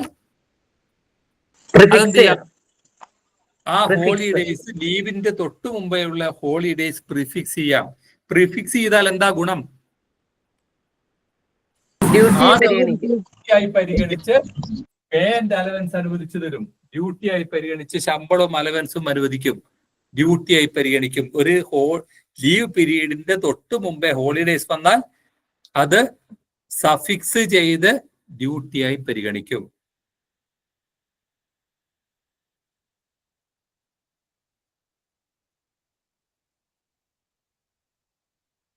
ശമ്പളത്തിലും അലവൻസിലും വ്യത്യാസം വരുന്നത് എപ്പോ മാത്രം? ലീവ് ആരംഭിക്കുന്ന ദിവസം മാത്രം, തിങ്കളാഴ്ച മുതൽ മാത്രമേ ലീവ് കൊണ്ട് ശമ്പളത്തിലുള്ള വ്യത്യാസം വരുന്നുള്ളൂ. ഹാഫ് പേ ലീവ് ആണെങ്കിൽ ശമ്പളം പകുതിയാവൂലേ? LW ആണെങ്കിൽ ശമ്പളേ ഉണ്ടാവില്ലല്ലോ. അതൊക്കെ സംഭവിക്കുന്നത് എന്ന് മുതൽ? ഹോളിഡേയ്സിലാണോ? അല്ല, ലീവ് സ്റ്റാർട്ട് ചെയ്യുന്ന ദിവസം മുതൽ. ഇനി ഏതൊരു ലീവ് പീരീഡിന്റെ ശേഷവും ഹോളിഡേയ്സ് വന്നാൽ, ഏതൊരു ലീവ് പീരീഡിന്റെ ശേഷം ഹോളിഡേയ്സ് വന്നാൽ അത് അഫിക്സ് ചെയ്യാം അല്ലെങ്കിൽ സഫിക്സ് ചെയ്യാം. 2 വാക്കുണ്ട്.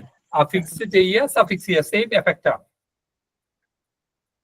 എങ്കിൽ ശമ്പളത്തിലും അലവൻസിലുമുള്ള മാറ്റം എന്നുവരെ മാത്രമേ ഉണ്ടാവൂ? ആ ലീവ് പീരീഡിൽ ഡ്യൂട്ടിയായി പരിഗണിച്ച് ആ ദിവസങ്ങളിൽ ശമ്പളവും അലവൻസും അനുവദിക്കും.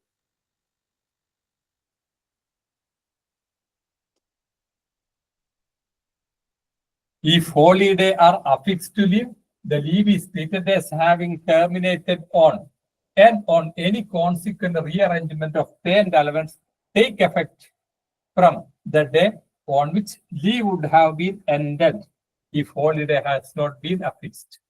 ലീവ് അവസാനിച്ച ദിവസം വരെ മാത്രമേ ശമ്പളത്തിലും അലവൻസിലും വ്യത്യാസം ഉണ്ടാവൂ. ലീവ് അവസാനിച്ചതിന്റെ പിറ്റേ ദിവസമുള്ള ഹോളിഡേയ്സ് മുതൽ അദ്ദേഹത്തിന്റെ ശമ്പളവും അലവൻസും പുനഃസ്ഥാപിക്കപ്പെടും, ഡ്യൂട്ടിയെ കണക്കാക്കും.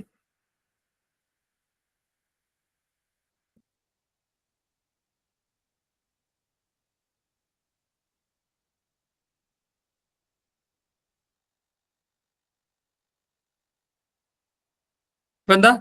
ഏതൊരു ലീവ് പീരീഡിന്റെ മുമ്പേയും ഹോളിഡേയ്സ് വന്നാൽ പ്രിഫിക്സ് ചെയ്യാം. ഏതൊരു ലീവ് പീരീഡിന് ശേഷവും ഹോളിഡേയ്സ് വന്നാൽ അതിന് പറയുന്ന പേര് സഫിക്സ്. ലീവ് പീരീഡിന്റെ മുമ്പേ ഹോളിഡേയ്സ് വന്നാൽ പ്രിഫിക്സ് ചെയ്യാം, ശേഷം വന്നാൽ suffix or affix. Suffix or affix. ഇങ്ങനെ സഫിക്സ് ചെയ്യുന്ന ദിവസങ്ങളും പ്രിഫിക്സ് ചെയ്യുന്ന ദിവസങ്ങളും എന്തായി കണക്കാക്കും? ലീവ് കൊണ്ടുണ്ടാവുന്ന ശമ്പളത്തിലുള്ള വ്യതിയാനം, മാറ്റം എന്നു മുതൽ പ്രിഫിക്സ് ചെയ്യുന്ന ഹോളിഡേയ്സിലും സഫിക്സ് ചെയ്യുന്ന ഹോളിഡേയ്സിലും ശമ്പളത്തിലോ അലവൻസിലോ മാറ്റം ഉണ്ടാവില്ല. കണക്കാക്കി ഫുൾ സാലറി തരുമെന്നർത്ഥം.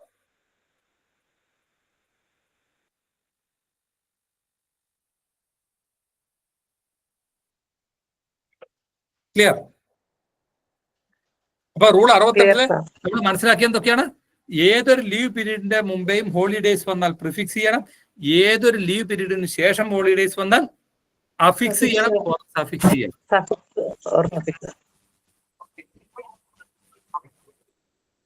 ലീവ് കൊണ്ടുണ്ടാവുന്ന ശമ്പളത്തിലുള്ള മാറ്റം, ഹാഫ് പേ ലീവ് ആണെങ്കിൽ ശമ്പളം പകുതിയാവുന്നത്, LW ആണെങ്കിൽ ശമ്പളം ഒട്ടും കിട്ടാത്തത് എന്നു മുതൽ മാത്രം ലീവ് പീരീഡിൽ മാത്രം ലീവിനോട് ചേർത്തെടുക്കുന്ന പ്രിഫിക്സ് ചെയ്യുന്ന ഹോളിഡേയ്സും സഫിക്സ് ചെയ്യുന്ന ഹോളിഡേയ്സും ഡ്യൂട്ടിയായി കണക്കാക്കി മുഴുവൻ ശമ്പളവും അലവൻസും അനുവദിക്കും. ഓക്കെ.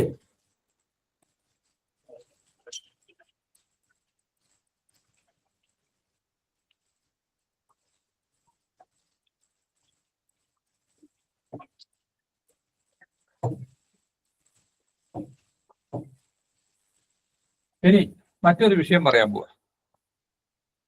ശ്രദ്ധിച്ചു കേൾക്കണം.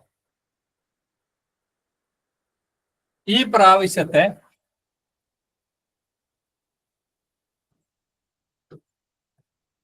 ഓണം ഹോളിഡേയ്സ്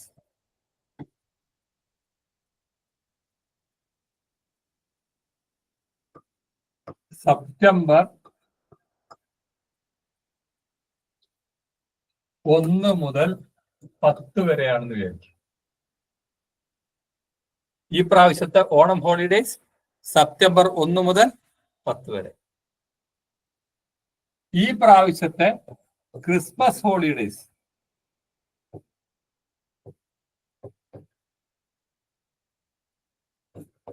ഡിസംബർ 21 മുതൽ ഡിസംബർ 30 വരെ. ആ പറഞ്ഞ വ്യക്തമല്ലേ? ആണ്, വ്യക്തമാണ്.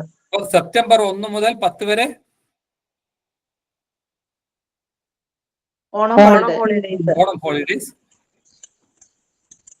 ഡിസംബർ 21 മുതൽ 30 വരെ ക്രിസ്മസ് ഹോളിഡേയ്സ്. ഒരാള് സെപ്റ്റംബർ 11 മുതൽ ഡിസംബർ 20 വരെ ലീവ് എടുത്താൽ, സെപ്റ്റംബർ 11 മുതൽ ഡിസംബർ 20 വരെ ലീവ് എടുത്താൽ സെപ്റ്റംബർ 1 മുമ്പുള്ള ഹോളിഡേയ്സ്, സോറി സെപ്റ്റംബർ 11 മുമ്പുള്ള ഹോളിഡേയ്സ്, സെപ്റ്റംബർ 11 മുമ്പുള്ള ഹോളിഡേയ്സ് എന്ത് ചെയ്യും?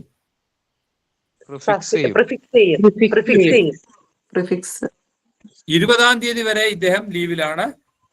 21 മുതൽ സഫിക്സ് ചെയ്യും ഓർ അഫിക്സ് ചെയ്യും. സംശയമില്ലല്ലോ? മനസ്സിലായില്ല.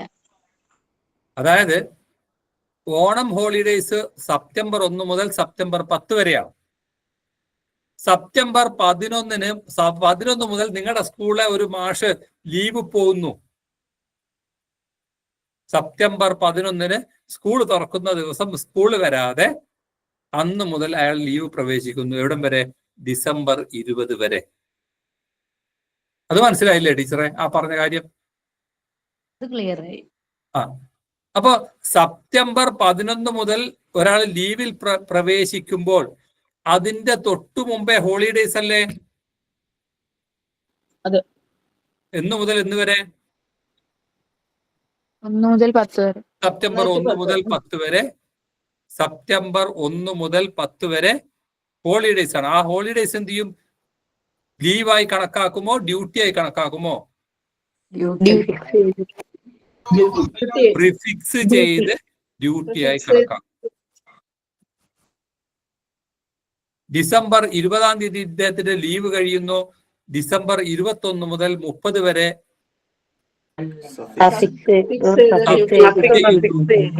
ഫിക്സ് ചെയ്യുന്നു അല്ലെങ്കിൽ അഫിക്സ് ചെയ്യുന്നു. ഡിസംബർ 31-ാം തീയതി അദ്ദേഹം ജോലിയിൽ പ്രവേശിച്ചാൽ മതി. 21 മുതൽ 30 വരെയുള്ള ഹോളിഡേയ്സ് അദ്ദേഹത്തിന് ഡ്യൂട്ടിയായി പരിഗണിക്കും. അതുപോലെ സെപ്റ്റംബർ 1 മുതൽ സെപ്റ്റംബർ 10 വരെയുള്ള ആ ദിവസങ്ങൾ പ്രിഫിക്സ് ചെയ്തുകൊണ്ട് ഡ്യൂട്ടിയായി പരിഗണിക്കും. ശമ്പളത്തിലുള്ള മാറ്റം എന്ന് മുതൽ എന്ന് വരെ? സെപ്റ്റംബർ 11 മുതൽ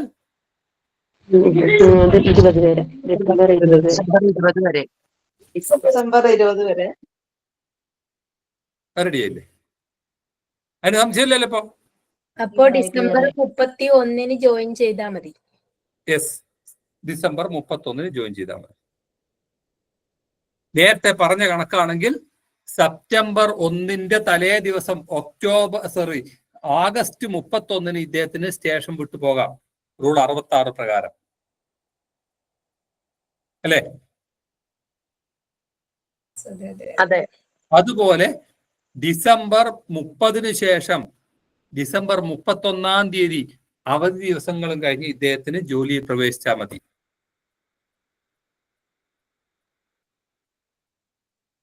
ഓക്കെ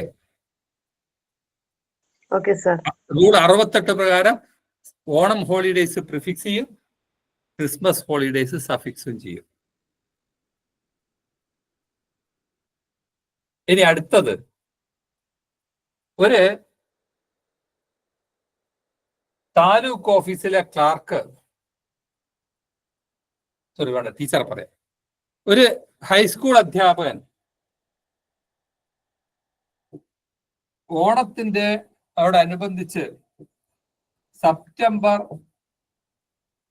5 ഇദ്ദേഹത്തിന് ഒരു അപകടം പറ്റുന്നു. സെപ്റ്റംബർ 5 ഒരു ഹൈസ്കൂൾ ടീച്ചർക്ക് അപകടം പറ്റുന്നു. ഓണം ആഘോഷിക്കാൻ പോയതാണ്, ഒരു ആക്സിഡന്റ് പറ്റി. സെപ്റ്റംബർ 5 മുതൽ ഇദ്ദേഹത്തെ ആശുപത്രിയിൽ അഡ്മിറ്റ് ചെയ്തു, മെഡിക്കൽ കോളേജിൽ. ഇദ്ദേഹത്തോട് പറഞ്ഞു, നിങ്ങള് ഡിസംബർ 25 വരെ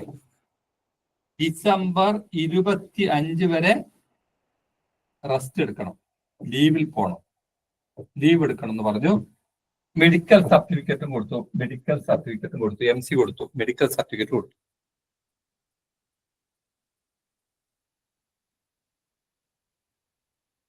ഓണം ആഘോഷത്തിനിടെ സെപ്റ്റംബർ 1 മുതൽ 10 വരെ അവധിയല്ലേ? തകർക്കാൻ വേണ്ടി പോയതാണ്. സെപ്റ്റംബർ 5 മുതൽ സെപ്റ്റംബർ 5 ഇദ്ദേഹത്തിന് ഒരു ആക്സിഡന്റ് പറ്റി, മെഡിക്കലി അൺഫിറ്റായി. ഡിസംബർ 25 വരെയും അദ്ദേഹത്തിനോട് റെസ്റ്റ് എടുക്കാൻ ഡോക്ടർ പറഞ്ഞു. ഡിസംബർ 26-ാം തീയതി അദ്ദേഹത്തിന് ഫിറ്റ്നസ് കൊടുത്തു. ഡിസംബർ 26-ാം തീയതി ഫിറ്റ്നസ് കൊടുത്തു. ശരി, ഇദ്ദേഹം എന്ന് മുതൽ എന്ന് വരെ ലീവ് എടുക്കണം? അതാ ചോദ്യം. ഇദ്ദേഹം എന്ന് മുതൽ എന്ന് വരെ ലീവ് എടുക്കണം? സെപ്റ്റംബർ 11 മുതൽ ഡിസംബർ 20 വരെ.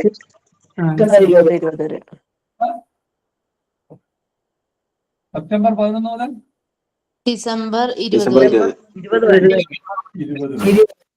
അതാണ് ഒരഭിപ്രായം. സെപ്റ്റംബർ 5 മുതൽ ഡിസംബർ 25 വരെ തന്നെ ലീവ് എടുക്കണ്ടേ പക്ഷേ? സെപ്റ്റംബർ 5 മുതൽ ഡിസംബർ 25 വരെ ലീവ് എടുക്കണമെന്നാണ് മറ്റൊരു അഭിപ്രായം. അതന്നെ, സെപ്റ്റംബർ 5 മുതൽ ഡിസംബർ 25 വരെ ലീവ് എടുക്കേണ്ടി വരും. മെഡിക്കൽ സർട്ടിഫിക്കറ്റ് കൊടുത്തതല്ലേ? അപ്പം പ്രിഫിക്സ് ചെയ്യാനും സഫിക്സ് ചെയ്യാനും പറ്റില്ലേ? സർ ഇത് സ്പെഷ്യൽ ഡിസബിലിറ്റി ലീവായി പരിഗണിക്കില്ലേ? ഒന്നല്ല, പിന്നെ എവിടെയോ ടൂർ പോയിട്ട് എന്താ കുഴപ്പമുണ്ടായതാ. സ്പെഷ്യൽ ഡിസബിലിറ്റി ജോലിക്കിടയിൽ സംഭവിച്ചാലല്ലേ കിട്ടൂ. ഓണം ആഘോഷിക്കാൻ തകർക്കാൻ വേണ്ടി പോയെടുത്തുനിന്ന് അപകടം പറ്റിയാൽ കിട്ടുമോ? ഇല്ല. അപ്പൊ കുറച്ചു പേര് പറഞ്ഞത് സെപ്റ്റംബർ 11 മുതൽ ഡിസംബർ 20 വരെ ലീവ് എടുത്താൽ മതി എന്നാണ്. കുറച്ചു പേർ പറഞ്ഞത് സെപ്റ്റംബർ 5 മുതൽ ഡിസംബർ 25 വരെ ലീവ് എടുക്കണം എന്നാണ്. ഏതാ ശരി? ഇനി അതല്ല വേറെ സെപ്റ്റംബർ 11 ടു ഡിസംബർ 25 വരെ പറ്റുമോ? സെപ്റ്റംബർ 5 മുതൽ ഡിസംബർ 25 വരെ. സെപ്റ്റംബർ മുതൽ ഡിസംബർ 25 വരെ. അതാണ് മറ്റൊരു അഭിപ്രായം. സെപ്റ്റംബർ 6 മുതൽ. സാറേ, മെഡിക്കലി ഫിറ്റ് അല്ല എന്ന് പറഞ്ഞിട്ട് ഡോക്ടർ സർട്ടിഫൈ ചെയ്ത ഡേറ്റ് ആണ് സെപ്റ്റംബർ 5 ടു ഡിസംബർ 25 അല്ലെ? അപ്പൊ ആ ഡേറ്റില് ഫിറ്റ് അല്ല എന്ന് പറഞ്ഞു കഴിഞ്ഞാല് നമുക്ക് പിന്നെ ലീവ് ആ ലീവ് മാറ്റണേ ഡോക്ടർ തന്നെ ഒന്നും കൂടെ സർട്ടിഫൈ ചെയ്യണ്ടേ മെഡിക്കലി ഫിറ്റ് ആണെന്ന്? ശരി, അപ്പൊ ഏതാ ശരി എന്ന് നമുക്ക് നോക്കാം. ഏതാ ശരി എന്ന് നമുക്കൊന്ന് നോക്കാം.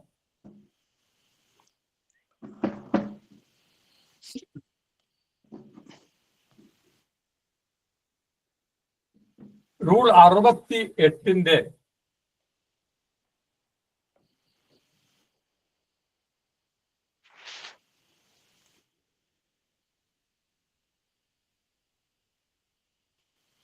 നോട്ട് 2 പ്രകാരം, റൂൾ 68 നോട്ട് 2 പ്രകാരം, when a government servant is certified medically unfit to attend an office, ഒരു ഗവൺമെന്റ് ജീവനക്കാരനെ ഓഫീസിൽ അറ്റൻഡ് ചെയ്യുന്നത് മെഡിക്കലി അൺഫിറ്റ് ആണെന്ന് ഡോക്ടർ സർട്ടിഫൈ ചെയ്ത് കഴിഞ്ഞാൽ, when a government servant is certified medically unfit to attend an office, holidays, if any, immediately preceding the day he is so certified, shall be allowed automatically to be prefixed to leave. ഇദ്ദേഹം medically unfit ആണെന്ന് പറഞ്ഞത്, ഇദ്ദേഹം medically unfit ആണെന്ന് doctor certify ചെയ്തത് എന്നാണ്? September 5. എന്താണ് പറഞ്ഞേ? September 5 medically unfit ആണെന്ന് സർട്ടിഫൈ ചെയ്തത് സെപ്റ്റംബർ 5-നാണ്. എങ്കിൽ സെപ്റ്റംബർ 5-ന് തൊട്ട് മുമ്പേ ഹോളിഡേയ്സ് ഉണ്ടെങ്കിൽ പ്രിഫിക്സ് ചെയ്യാം. എന്ന് പറഞ്ഞാൽ എന്ന് മുതൽ എന്ന് വരെയുള്ള ഹോളിഡേയ്സ് പ്രിഫിക്സ് ചെയ്യാം. സെപ്റ്റംബർ 1 മുതൽ 4 വരെ. സെപ്റ്റംബർ 1 മുതൽ 4 വരെ പ്രിഫിക്സ് ചെയ്യാം. മെഡിക്കലി അൺഫിറ്റ് ആണെന്ന് പറഞ്ഞ ദിവസവും അതിന് ശേഷമുള്ള ദിവസവും ഇദ്ദേഹം ലീവിൽ പ്രവേശിക്കണം. Holiday if any immediately succeeding the day he so certified, including that day, shall be treated as part of the leave. Shall be treated as part of the leave. September 5-ഉം അതിന് ശേഷമുള്ള ദിവസങ്ങളും ലീവിന്റെ ഭാഗമായി തീരും. എന്ന് പറഞ്ഞാൽ സെപ്റ്റംബർ 11-ന് ലീവ് എടുത്താൽ പോരാ, പകരം സെപ്റ്റംബർ 5 എടുക്കണം. സെപ്റ്റംബർ 5 എന്താണോ ഡോക്ടർ മെഡിക്കലി അൺഫിറ്റ് ആയി പ്രഖ്യാപിച്ചത് അന്ന് മുതൽ ലീവ് എടുക്കണം. അതിന് തൊട്ടു മുമ്പേ ഹോളിഡേയ്സ് ഉണ്ടെങ്കിൽ, സെപ്റ്റംബർ 5-ന് തൊട്ട് മുമ്പേ ഹോളിഡേയ്സ് ഉണ്ടെങ്കിൽ ഉണ്ടല്ലോ 1 മുതൽ 4 വരെയുള്ള ദിവസങ്ങൾ, അതെന്തായി കണക്കാക്കും? കണക്കാക്കും. പ്രിഫിക്സ് ചെയ്തതായി കണക്കാക്കും.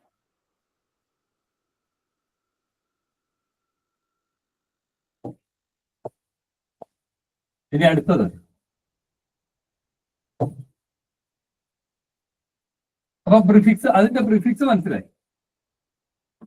ഇനിയോ, when a government servant is certified medically fit for joining duty, ഒരാൾ മെഡിക്കലി ഫിറ്റ് ആണ്, ജോലിയിൽ പ്രവേശിക്കാൻ ഫിറ്റ് ആണെന്ന് ഡോക്ടർ സർട്ടിഫൈ ചെയ്താൽ, എന്നാ ഇയാൾ ഫിറ്റ് ആണെന്ന് സർട്ടിഫൈ ചെയ്തത് 25th ഡിസംബർ. ഡിസംബർ 26-നാണ് സർട്ടിഫിക്കറ്റ് കിട്ടിയത്. 25 വരെ ഇദ്ദേഹത്തോട് ലീവ് എടുക്കാൻ പറഞ്ഞു, അൺഫിറ്റ് ആണെന്ന് പറഞ്ഞു. ഡിസംബർ 26-ന് ഇദ്ദേഹത്തിന് ഫിറ്റ്നസ് സർട്ടിഫിക്കറ്റ് കൊടുത്തു. അങ്ങനെയാണെങ്കിൽ ഫിറ്റ്നസ് സർട്ടിഫിക്കറ്റിന്റെ ഡേറ്റ് ഉൾപ്പെടെയുള്ള ദിവസങ്ങൾ എന്ത് ചെയ്യാം? Including that they shall automatically be allowed to suffix to the leave. Automatically be allowed to suffix to the leave. ലീവിനോട് സഫിക്സ് ചെയ്യാം. അതിന് ഡിസംബർ 26-ന് മുമ്പുള്ള ദിവസങ്ങൾ, preceding the day he so certified as fit for duty shall be treated as part of the leave. December 26-ന് മുമ്പുള്ള holidays ലീവിന്റെ ഭാഗമായി കണക്കാക്കും, ലീവായി പോകും. ക്ലിയറായോ സാറേ? ഒരു ഡൗട്ട് ചോട്ടെ. സാധാരണഗതിയില് ഇങ്ങനെ നമ്മൾ ലീവ് എടുക്കുമ്പോൾ, കമ്മ്യൂണിറ്റി ലീവ് എടുത്തു, ഏതെങ്കിലും ലീവ് എടുത്തു, ആ ലീവ് എടുക്കുമ്പോഴത്തേക്കും ഇങ്ങനെ പ്രിഫിക്സോ വരുമ്പോൾ ഡ്യൂട്ടി ആയിട്ടല്ലേ പരിഗണിക്കുന്നത്? സാധാരണഗതിയിൽ ഇതിപ്പോ എന്താ പറ്റിയത്? ഒരാൾ മെഡിക്കലി അൺഫിറ്റ് ആണെന്ന് ഡോക്ടർ പ്രഖ്യാപിച്ചു. ഓക്കെ ഓക്കെ സാറേ, അതുകൊണ്ടാണ്. സാർ. കാരണം എന്താ? ക്ലിയർ ആയി. അങ്ങനെയുള്ള കേസിൽ ഇതേ പറ്റൂ. കാരണം എന്താന്ന് പറഞ്ഞാൽ, ഇപ്പോ സെപ്റ്റംബർ 1-ാം തീയതി മുതൽ 10-ാം തീയതി വരെ ഹോളിഡേയ്സ് ആണ്. HM ഇദ്ദേഹത്തിന് ഒരു ഡ്യൂട്ടി അസൈൻ ചെയ്ത് കൊടുക്കുകയാണ്. സെപ്റ്റംബർ 8-ഉം 9-ഉം സ്കൂളിൽ ഹാജരാവണം. ഇദ്ദേഹത്തിന് വരാൻ പറ്റുമോ? ഇദ്ദേഹത്തിന് നട്ടലിന് ക്ഷതം പറ്റി റെസ്റ്റിലല്ലേ, ഇദ്ദേഹത്തിന് വരാൻ പറ്റുമോ? പറ. വരാൻ പറ്റില്ല. അതുകൊണ്ടാണ് മെഡിക്കലി അൺഫിറ്റ് ആണെന്ന് ഡോക്ടർ സർട്ടിഫൈ ചെയ്ത് കഴിഞ്ഞാൽ സർട്ടിഫിക്കറ്റിന്റെ ഡേറ്റ് മുതൽ തന്നെ ലീവിൽ പ്രവേശിക്കണം. സർട്ടിഫിക്കറ്റിന്റെ ഡേറ്റിന് തൊട്ട് മുമ്പേ ഹോളിഡേയ്സ് ഉണ്ടെങ്കിൽ എന്ത് ചെയ്യാം? കാരണം ഇയാൾക്ക് അപകടം പറ്റുന്നതിന്റെ തലേ ദിവസം വിളിച്ചാൽ ഇയാൾ വരുമായിരുന്നു. അപ്പൊ അത് ഡ്യൂട്ടിയായി പരിഗണിക്കും. എന്ന് പറഞ്ഞാൽ ഏതൊരു ജീവനക്കാരനെയും അവധി ദിവസങ്ങളിലോ ഹോളിഡേയ്സിലോ എപ്പോ വിളിച്ചാലും അവൈലബിൾ ആവണം. അവൈലബിൾ ആവാതിരിക്കുന്നത് എപ്പോ മാത്രം? അയാൾ അൺഫിറ്റ് ആവുമ്പോൾ മാത്രം ഇല്ലേ വിളിച്ചേ വന്നേ പറ്റൂ. അങ്ങനെ ഒരു അർത്ഥം കൂടി ഇതിന്റെ പിന്നിലുണ്ട്. അവധി ദിവസങ്ങളിലോ മറ്റേത് ദിവസങ്ങളിലും ഇദ്ദേഹം ഒരു ഒഫീഷ്യൽ ഡ്യൂട്ടിക്ക് ഹാജരാവാൻ പറഞ്ഞാൽ ഹാജരാവണം. ഹാജരാവുന്നില്ലെങ്കിൽ എപ്പോ മാത്രമേ ഹാജരാവാതിരുന്നുകൂടൂ? മെഡിക്കലി അൺഫിറ്റ് ആണെങ്കിൽ മാത്രമേ ഹാജരാവാതിരുന്നുള്ളൂ. അങ്ങനെ മെഡിക്കലി അൺഫിറ്റ് ആണ് ഒരു ഹോളിഡേയ്സ് എങ്കിൽ അന്ന് മുതൽ അദ്ദേഹം ലീവിൽ പ്രവേശിക്കണം.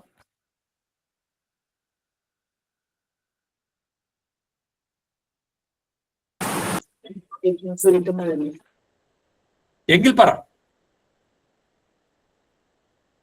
ഈ കേസിൽ ഇദ്ദേഹം എന്ന് മുതൽ എന്ന് വരെ ലീവ് എടുക്കണം? ഡിസംബർ 5 മുതൽ ഡിസംബർ 20.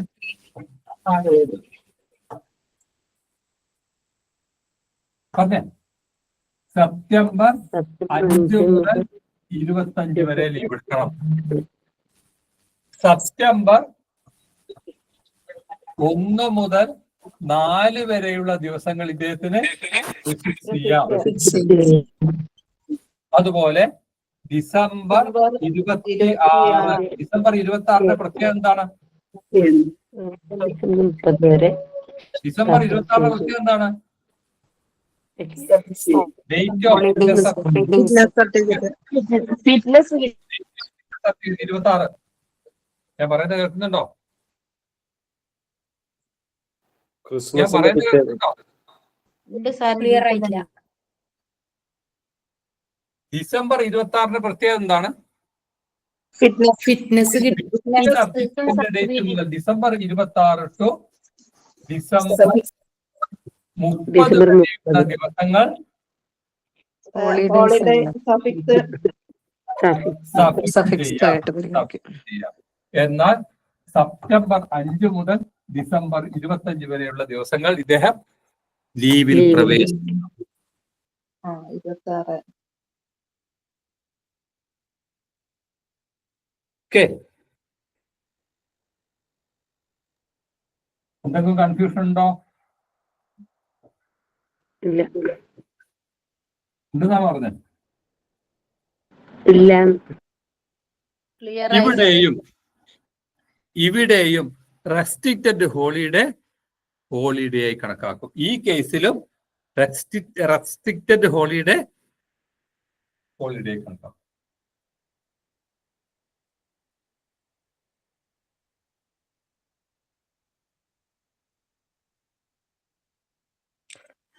സർ, റെസ്ട്രിക്റ്റഡ് ഹോളിഡേ ആ വിഭാഗത്തിന് മാത്രമേ ഉള്ളൂ, എല്ലാവർക്കും ഹോളിഡേ ആയിട്ട് പരിഗണിക്കൂ? എല്ലാവർക്കും ഹോളിഡേ. റെസ്ട്രിക്റ്റഡ് ഹോളിഡേ എല്ലാ അർത്ഥത്തിലും ഹോളിഡേ ആയി തന്നെ, ലീവിന്റെ കേസിൽ ഹോളിഡേ ആയി കണക്കാക്കും.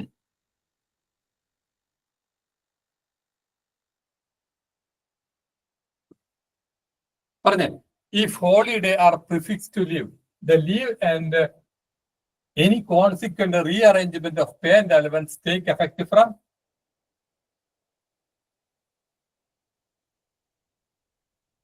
ഒരു ലീവ് പീരീഡിന്റെ മുമ്പേ ഹോളിഡേ പ്രിഫിക്സ് ചെയ്ത് കഴിഞ്ഞാൽ അല്ലെങ്കിൽ സഫിക്സ് ചെയ്ത് കഴിഞ്ഞാൽ ശമ്പളത്തിലും അലവൻസിലുമുള്ള മാറ്റം എപ്പോ മാത്രം?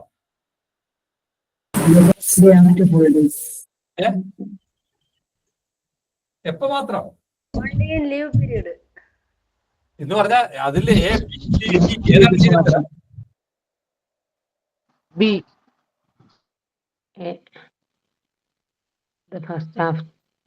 If holiday are prefixed to leave, The first day after holidays.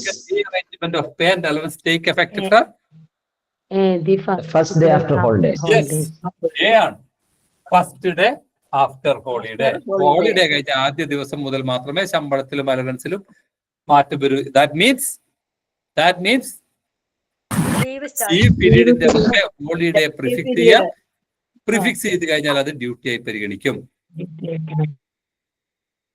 ഇനി an officer was granted half pay leave for 15 days with permission to prefix 2 holidays and suffix to 1 holiday.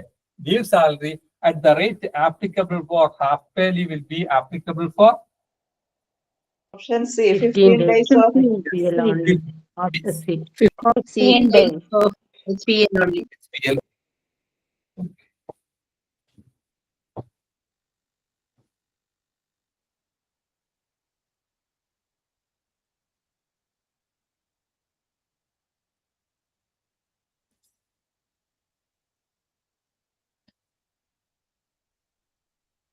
ഇനി അടുത്തത് റൂൾ 69. ഇതും കൂടെ നമുക്ക് പറഞ്ഞ് അവസാനിപ്പിക്കാം. റൂൾ 69 കൂടെ പറഞ്ഞ് അവസാനിപ്പിക്കാം. ലീവിലിരിക്കുന്ന ഒരു ഉദ്യോഗസ്ഥൻ ലീവിലിരിക്കെ യാതൊരു ജോലിയും സ്വീകരിക്കാൻ പാടില്ല. എങ്ങനെ? An officer on leave may not take any service or accept any employment. ഒരു ജീവനക്കാരൻ ലീവ് എടുത്ത് പോയിട്ട് എന്ത് ചെയ്യാൻ പാടില്ല? മറ്റൊരു ജോലി സ്വീകരിക്കാൻ പാടില്ല. ഇനി അഥവാ സ്വീകരിക്കണോ, എന്ത് വേണം? Previous sanction of the authority empowered to fill up the post by him. അദ്ദേഹത്തെ ആ തസ്തികയിൽ നിയമിക്കാൻ അനുവാദമുള്ള അധികാരിയുടെ പെർമിഷൻ വാങ്ങണം. എങ്കിലേ മറ്റൊരു ജോലി സ്വീകരിക്കാൻ പറ്റൂ. ഇങ്ങനെ ഒരു ജീവനക്കാരന് ലീവിലിരിക്കെ ലീവ് എടുത്തു പോയി എന്ത് ചെയ്യാൻ പറ്റില്ല? മറ്റൊരു ജോലി സ്വീകരിക്കാൻ പറ്റില്ല. ഇനി അഥവാ സ്വീകരിക്കണമെങ്കിൽ എന്ത് വേണം? Previous sanction of the authority empowered to fill up the post held by him. ആ തസ്തികയിൽ ഇദ്ദേഹത്തെ നിയമിക്കാൻ ആർക്കാണോ അധികാരമുള്ളത് അയാളുടെ, ദാറ്റ് മീൻസ് അപ്പോയിന്റിംഗ് അതോറിറ്റിയുടെ പെർമിഷൻ വാങ്ങണം, എങ്കിൽ മറ്റ് ജോലി സ്വീകരിക്കാം. നോർമൽ കേസിൽ ലീവിലിരിക്കെ മറ്റൊരു ജോലിയും സ്വീകരിക്കാൻ പാടില്ല. സ്വീകരിക്കണമെങ്കിൽ എന്ത് വേണം? പറഞ്ഞേ, സ്വീകരിക്കണമെങ്കിൽ എന്ത് വേണം?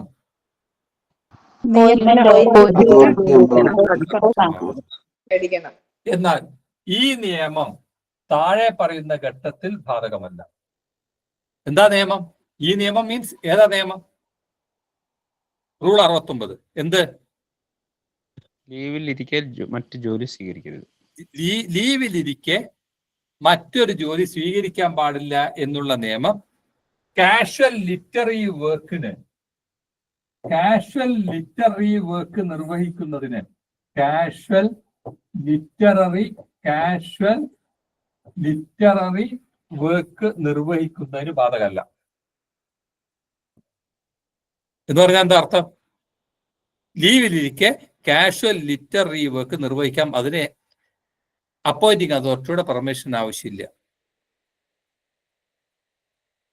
ഇനി service as an examiner, service as an examiner, ഒരു എക്സാമിനറായി ഡ്യൂട്ടി ചെയ്യുന്നതിനും മേൽ പറഞ്ഞ നിയമം ബാധകമല്ല. എന്താ സംഭവം? Service as an examiner,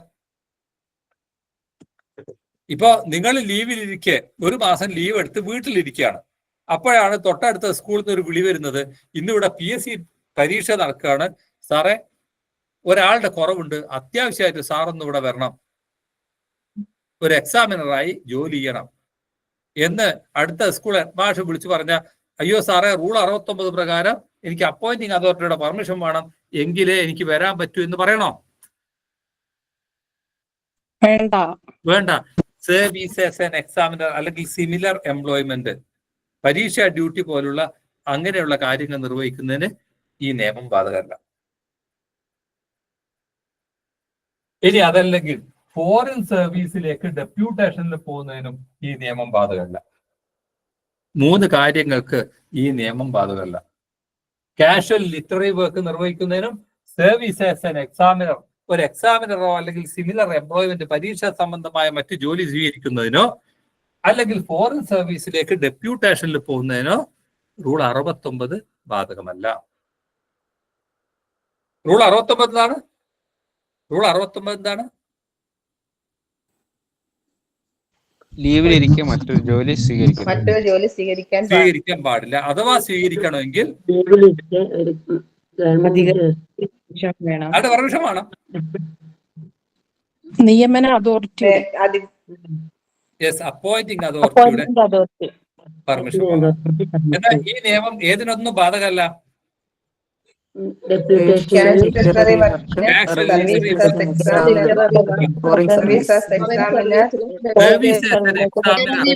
foreign service deputation, foreign സർവീസിലേക്ക് ഡെപ്യൂട്ടേഷനിൽ പോകുന്നതിനും ഈ നിയമം ബാധകമല്ല. എന്തായി ഡെപ്യൂട്ടേഷൻ? ഫോറിൻ സർവീസ് പോകുക എന്ന് പറഞ്ഞാൽ ഗൾഫ് പോകാനാണോ? അല്ല, മറ്റൊരു സർവീസ്. അതായത് ഒരു ടീച്ചർക്ക് വേണമെങ്കിൽ എന്ത് ചെയ്യാം? DRCയിൽ ട്രെയിനറായിട്ട് പോവാം, ഫോറിൻ സർവീസിലാണ്. അല്ലെങ്കിൽ സാക്ഷരതാ മിഷനിലേക്ക് പോവാം, ഫോറിൻ സർവീസാണ്. ഇനി ഒരു കലക്ടറെ എന്ത് ചെയ്യുന്നു? KSRTCയുടെ MD ആയി നിയോഗിക്കുന്നു, ഫോറിൻ സർവീസാണ്.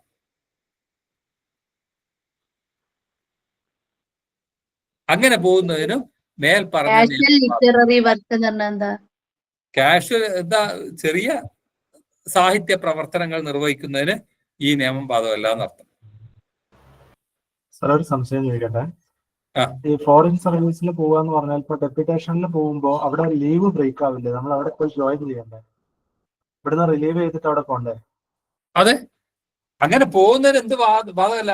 ഒരാളെ ഫോറിൻ സർവീസിലേക്ക് അപ്പോയിന്റ് ചെയ്ത് കഴിഞ്ഞാൽ അപ്പോയിന്റ് ചെയ്യുന്ന ദിവസം മുതൽ അദ്ദേഹത്തിന്റെ ലീവ് ഓട്ടോമാറ്റിക്കലി ക്യാൻസൽ ആയതായി കണക്കാക്കും. അപ്പൊ വീണ്ടും പുതിയ റിക്വസ്റ്റ് കൊടുക്കണം. പിന്നെ അവിടെ ജോയിൻ ചെയ്തിട്ട് വീണ്ടും അവിടെ ലീവ് എടുക്കണം ആവശ്യമുണ്ടെങ്കിൽ. അപ്പൊ കാഷ്വൽ ലിറ്റററി പോലെ തന്നെ എക്സാമിനറായി അല്ലെങ്കിൽ similar employment, examiner or similar employment, പരീക്ഷ സംബന്ധമായ ഡ്യൂട്ടി നിർവഹിക്കുന്നതിന് ഫോറിൻ സർവീസിലേക്ക് ഡെപ്യൂട്ടേഷനിൽ പോകുന്നതിന് മേൽപ്പറഞ്ഞ നിയമങ്ങൾ ബാധകമല്ല. ഓക്കെ, വ്യക്തമായോ? സാർ ഒരു സംശയം. നമ്മുടെ എയ്ഡഡ് സ്കൂളിലെ നമ്മുടെ അപ്പോയിന്റിംഗ് അതോറിറ്റി എന്ന് പറഞ്ഞ മാനേജറാണ് ഉദ്ദേശിക്കുന്നത്.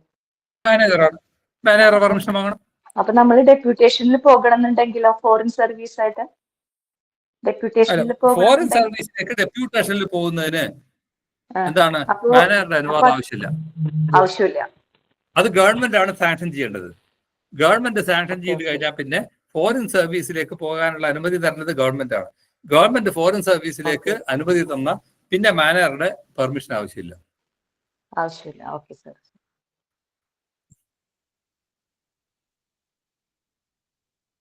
ഓക്കെ, അപ്പം 10:23 അപ്പൊ ഇന്നെന്തൊക്കെ പറഞ്ഞു എന്ന് ഓർമ്മ ഉണ്ടോ?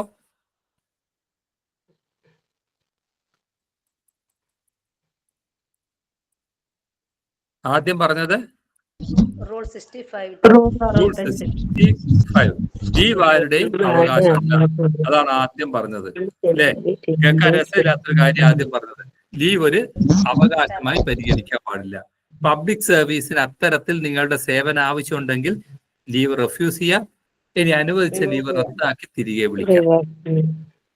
പക്ഷേ ഒരു ലീവിന്റെ ഇനം മാറ്റാൻ ആർക്കു മാത്രം അധികാരം? ആപ്ലിക്കന്റ്. ലീവിന്റെ ആപ്ലിക്കന്റിന് മാത്രമേ ലീവിന്റെ ഇനം മാറ്റാൻ അനുവാദമുള്ളൂ.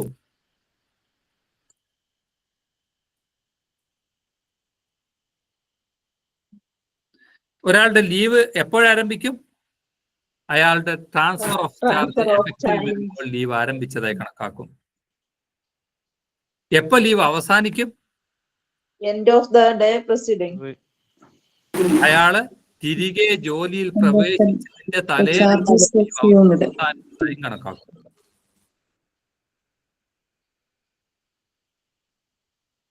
എന്നാൽ ഒരാൾ ലീവിൽ പ്രവേശിക്കുന്നതിന്റെ തലേ ദിവസം അല്ലെ തലേ ദിവസങ്ങൾ ഹോളിഡേസ് ആണെങ്കിൽ അല്ലെങ്കിൽ സീരീസ് ഓഫ് ഹോളിഡേസ് ആണെങ്കിൽ അദ്ദേഹത്തിന് ആ ഹോളിഡേസ് ആരംഭിക്കുന്നതിന്റെ തലേ ദിവസം വൈകുന്നേരം സ്റ്റേഷൻ വിട്ടുപോകാം. അയാൾ സ്റ്റേഷനിലേക്ക് തിരിച്ചു വരേണ്ടത് എപ്പോ മാത്രം? ലീവ് കഴിഞ്ഞ് അതിനുശേഷം ഹോളിഡേസ് കഴിഞ്ഞ് മാത്രം അദ്ദേഹം തിരിച്ചു വന്നാൽ മതി.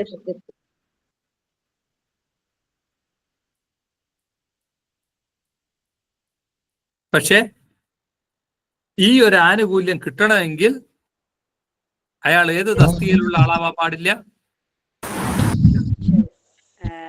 ഗവൺമെന്റ് സെക്യൂരിറ്റീസ് അല്ലെങ്കിൽ ഗവൺമെന്റ് മണി കൈകാര്യം ചെയ്യുന്ന തസ്തികയിൽ ഇരിക്കുന്ന ഉദ്യോഗസ്ഥനാവാൻ പാടില്ല.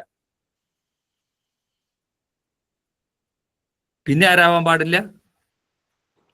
ഇദ്ദേഹം നേരത്തെ പോകുന്നത് കൊണ്ട് ആ അവധി ദിവസങ്ങളിൽ മറ്റൊരാൾ വന്ന് ചാർജ് എടുക്കേണ്ടുന്ന ഒരു തസ്തികയിലാവാൻ പാടില്ല.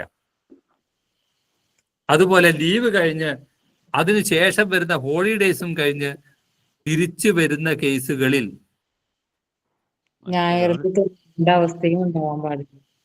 മറ്റൊരു ഓഫീസർ ഇദ്ദേഹം വരുന്നത് വരെ ഈ തസ്തികയിൽ ജോലി ചെയ്യേണ്ട സാഹചര്യവും ഉണ്ടാവാൻ പാടില്ല. ഈ ഒരു 3 കണ്ടീഷൻസ് പാലിച്ചാൽ മാത്രമേ ഈ ആനുകൂല്യം അനുവദിക്കൂ. ഓക്കെ,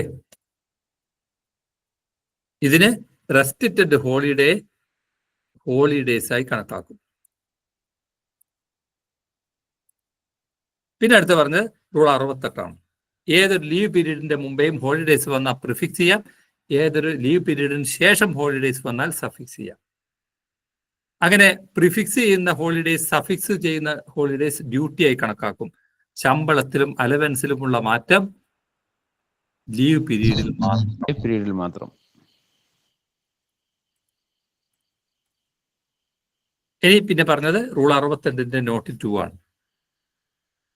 ഒരാൾ മെഡിക്കലി അൺഫിറ്റ് ആണെന്ന് ഡോക്ടർ സർട്ടിഫൈ ചെയ്തു കഴിഞ്ഞാൽ ഡോക്ടർ സർട്ടിഫൈ ചെയ്യുന്ന ഡേറ്റ് മുതൽ അദ്ദേഹം ലീവിൽ പ്രവേശിക്കണം. എന്നാൽ ആ ഡേറ്റിന് തൊട്ട് മുമ്പേ ഉള്ള ഹോളിഡേസ് അദ്ദേഹത്തിന് പ്രിഫിക്സ് ചെയ്യും. മെഡിക്കൽ സർട്ടിഫിക്കറ്റിന്റെ ഡേറ്റ് മുതൽ അയാൾ ജോലിയിൽ പ്രവേശിച്ചതായി കണക്കാക്കണം. അടുത്ത് പറഞ്ഞ് ഒരു ജീവനക്കാരൻ മെഡിക്കലി ഫിറ്റ് ആണെന്ന് ഡോക്ടർ സർട്ടിഫൈ ചെയ്താൽ ഫിറ്റ് ആണെന്ന് സർട്ടിഫൈ ചെയ്ത ദിവസം മുതൽ അന്നത്തെ ദിവസം ഉൾപ്പെടെ അദ്ദേഹത്തിന്റെ ഹോളിഡേസ് സഫിക്സ് ചെയ്യാം. തൊട്ടു മുമ്പുള്ള ദിവസങ്ങൾ, ഫിറ്റ്നസ് സർട്ടിഫിക്കറ്റിന്റെ തൊട്ട് മുമ്പുള്ള ദിവസങ്ങൾ ലീവായി പരിഗണിക്കും.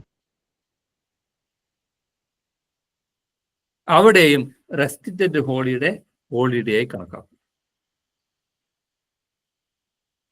പിന്നെ അടുത്ത് നമ്മൾ പറഞ്ഞ റൂൾ 69 ആണ്.